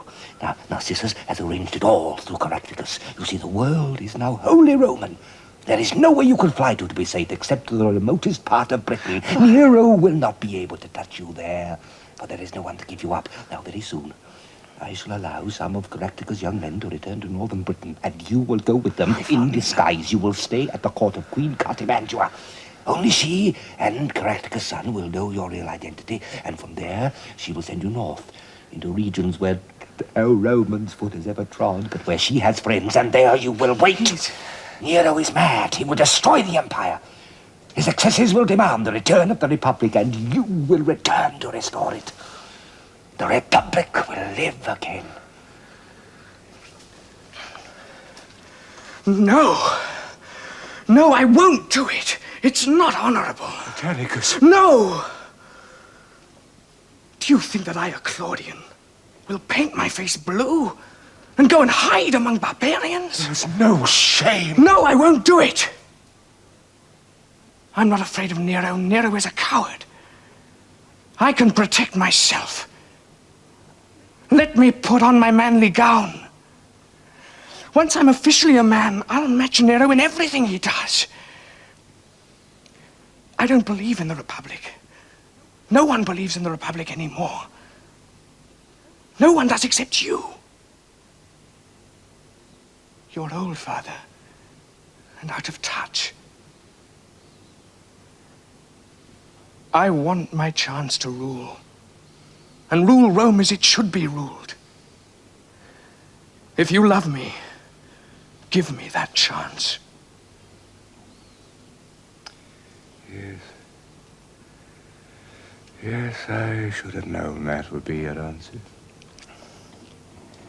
Well, so be it. I've done all I could. You shall have your wish. May the gods protect you. Britannicus. Perhaps you will confound the prophecies. Yes. Perhaps you will. Write no more, Claudius. Write no more. I have told it all, as I said I would, and as the Sibyl prophesied. I have told the truth. I have set the record straight. It is all here for remote posterity. Come, death, and draw the final curtain. I am tired. Oh, so tired.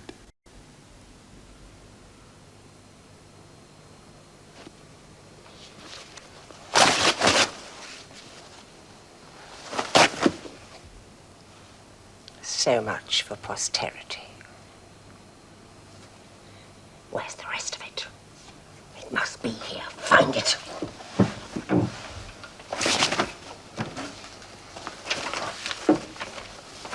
This looks like them.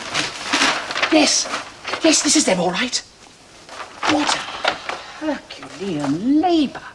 It must have taken him years. Years. We'll burn the lot. All that work? Good grief. We must find the will.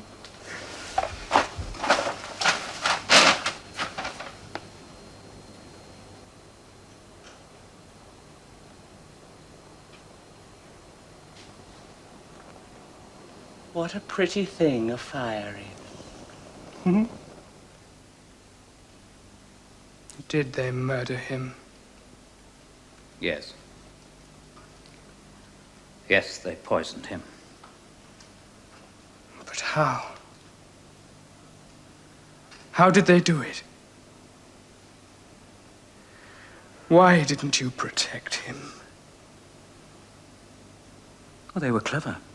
Very clever. They tried several times to tamper with his food and get at the slaves who prepared it, but I always stopped them. Always. I built a wall around him they couldn't breach. How then did she do it? I will tell you, for I see now how it was done. Unable to poison his food, she must have poisoned her own. Yes, poisoned hers, or part of it. It was in a dish of mushrooms which he loved, and out of which she had been eating. He had finished his own and was calling for some more, which he often did. It was then that she offered him hers out of her own dish. At first I thought nothing of it. When you're used to seeing someone eat from a dish, it doesn't occur to you it may contain something different in just one part of it. And then she lifted the mushroom onto her fork and held it out for him to take. I knew then there was something different about it. I knew as certainly as I had ever known anything that he was suddenly in the gravest danger. And I knew too, as certainly as I knew that he knew it was poisoned, knew that his end was there, on that fork, and that he didn't care, that he welcomed it.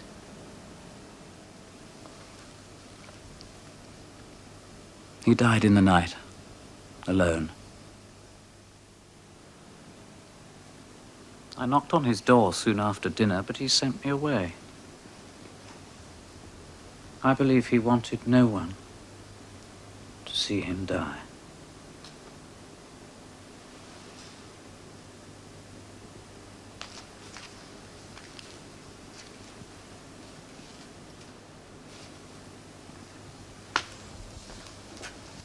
You must go away. They will kill you. No, I shall stay. Go now. I have put on my manly gown. I can take care of myself. Poor father. He never could.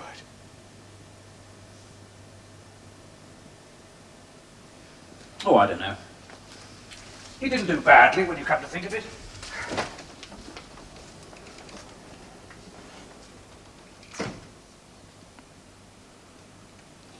Well, old King Log, poison's all hatched out.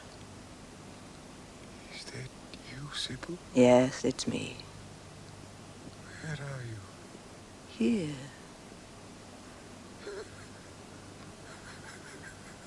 Here. Why are you laughing? I cheated them again. They all think I'm dead. But you are dead, you fool. You're as dead as anyone can be. Well, you can't survive them all. No, not even you. It's time to go. Wait. Britannicus, what will happen to him? Nero will kill him. And Narcissus? Agrippina will kill him. Then Nero will kill her. It sounds depressingly familiar. Yes, isn't it? And the Empire. Oh, that will go on, as Livia said it would. But there'll be no more Claudians after Nero. He'll be the last. But the emperors won't be a bad lot after him. Well, give or take a few. Quite a story, wasn't it? They burnt your book, you know. All of it.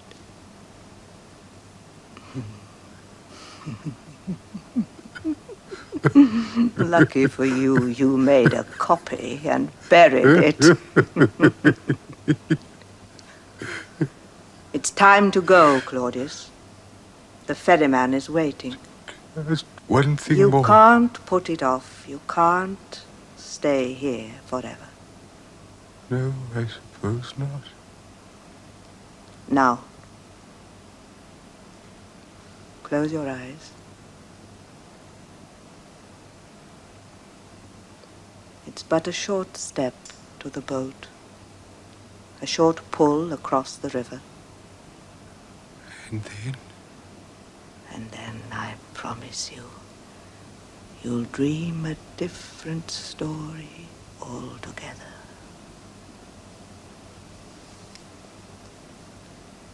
Farewell, Tiberius, Claudius, Drusus, Nero, Germanicus. God of the Britons, one time emperor of the Roman world. Farewell.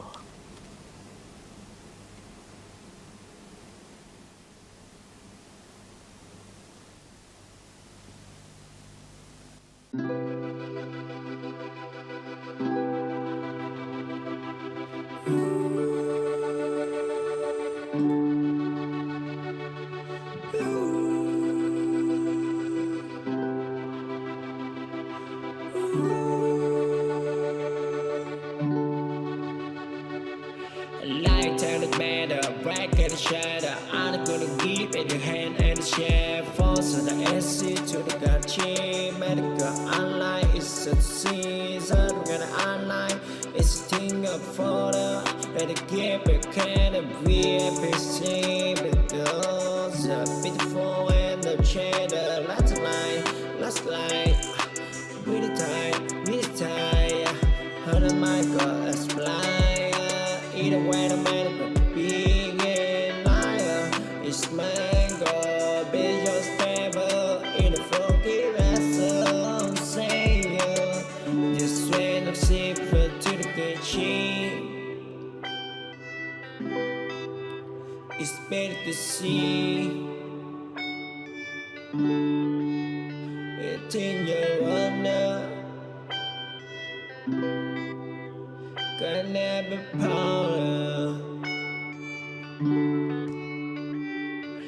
Light and it matter, break and shatter. I'm gonna give it the hand and the share. Force of the essay to the God chain. Medical online is a disease. I'm gonna online.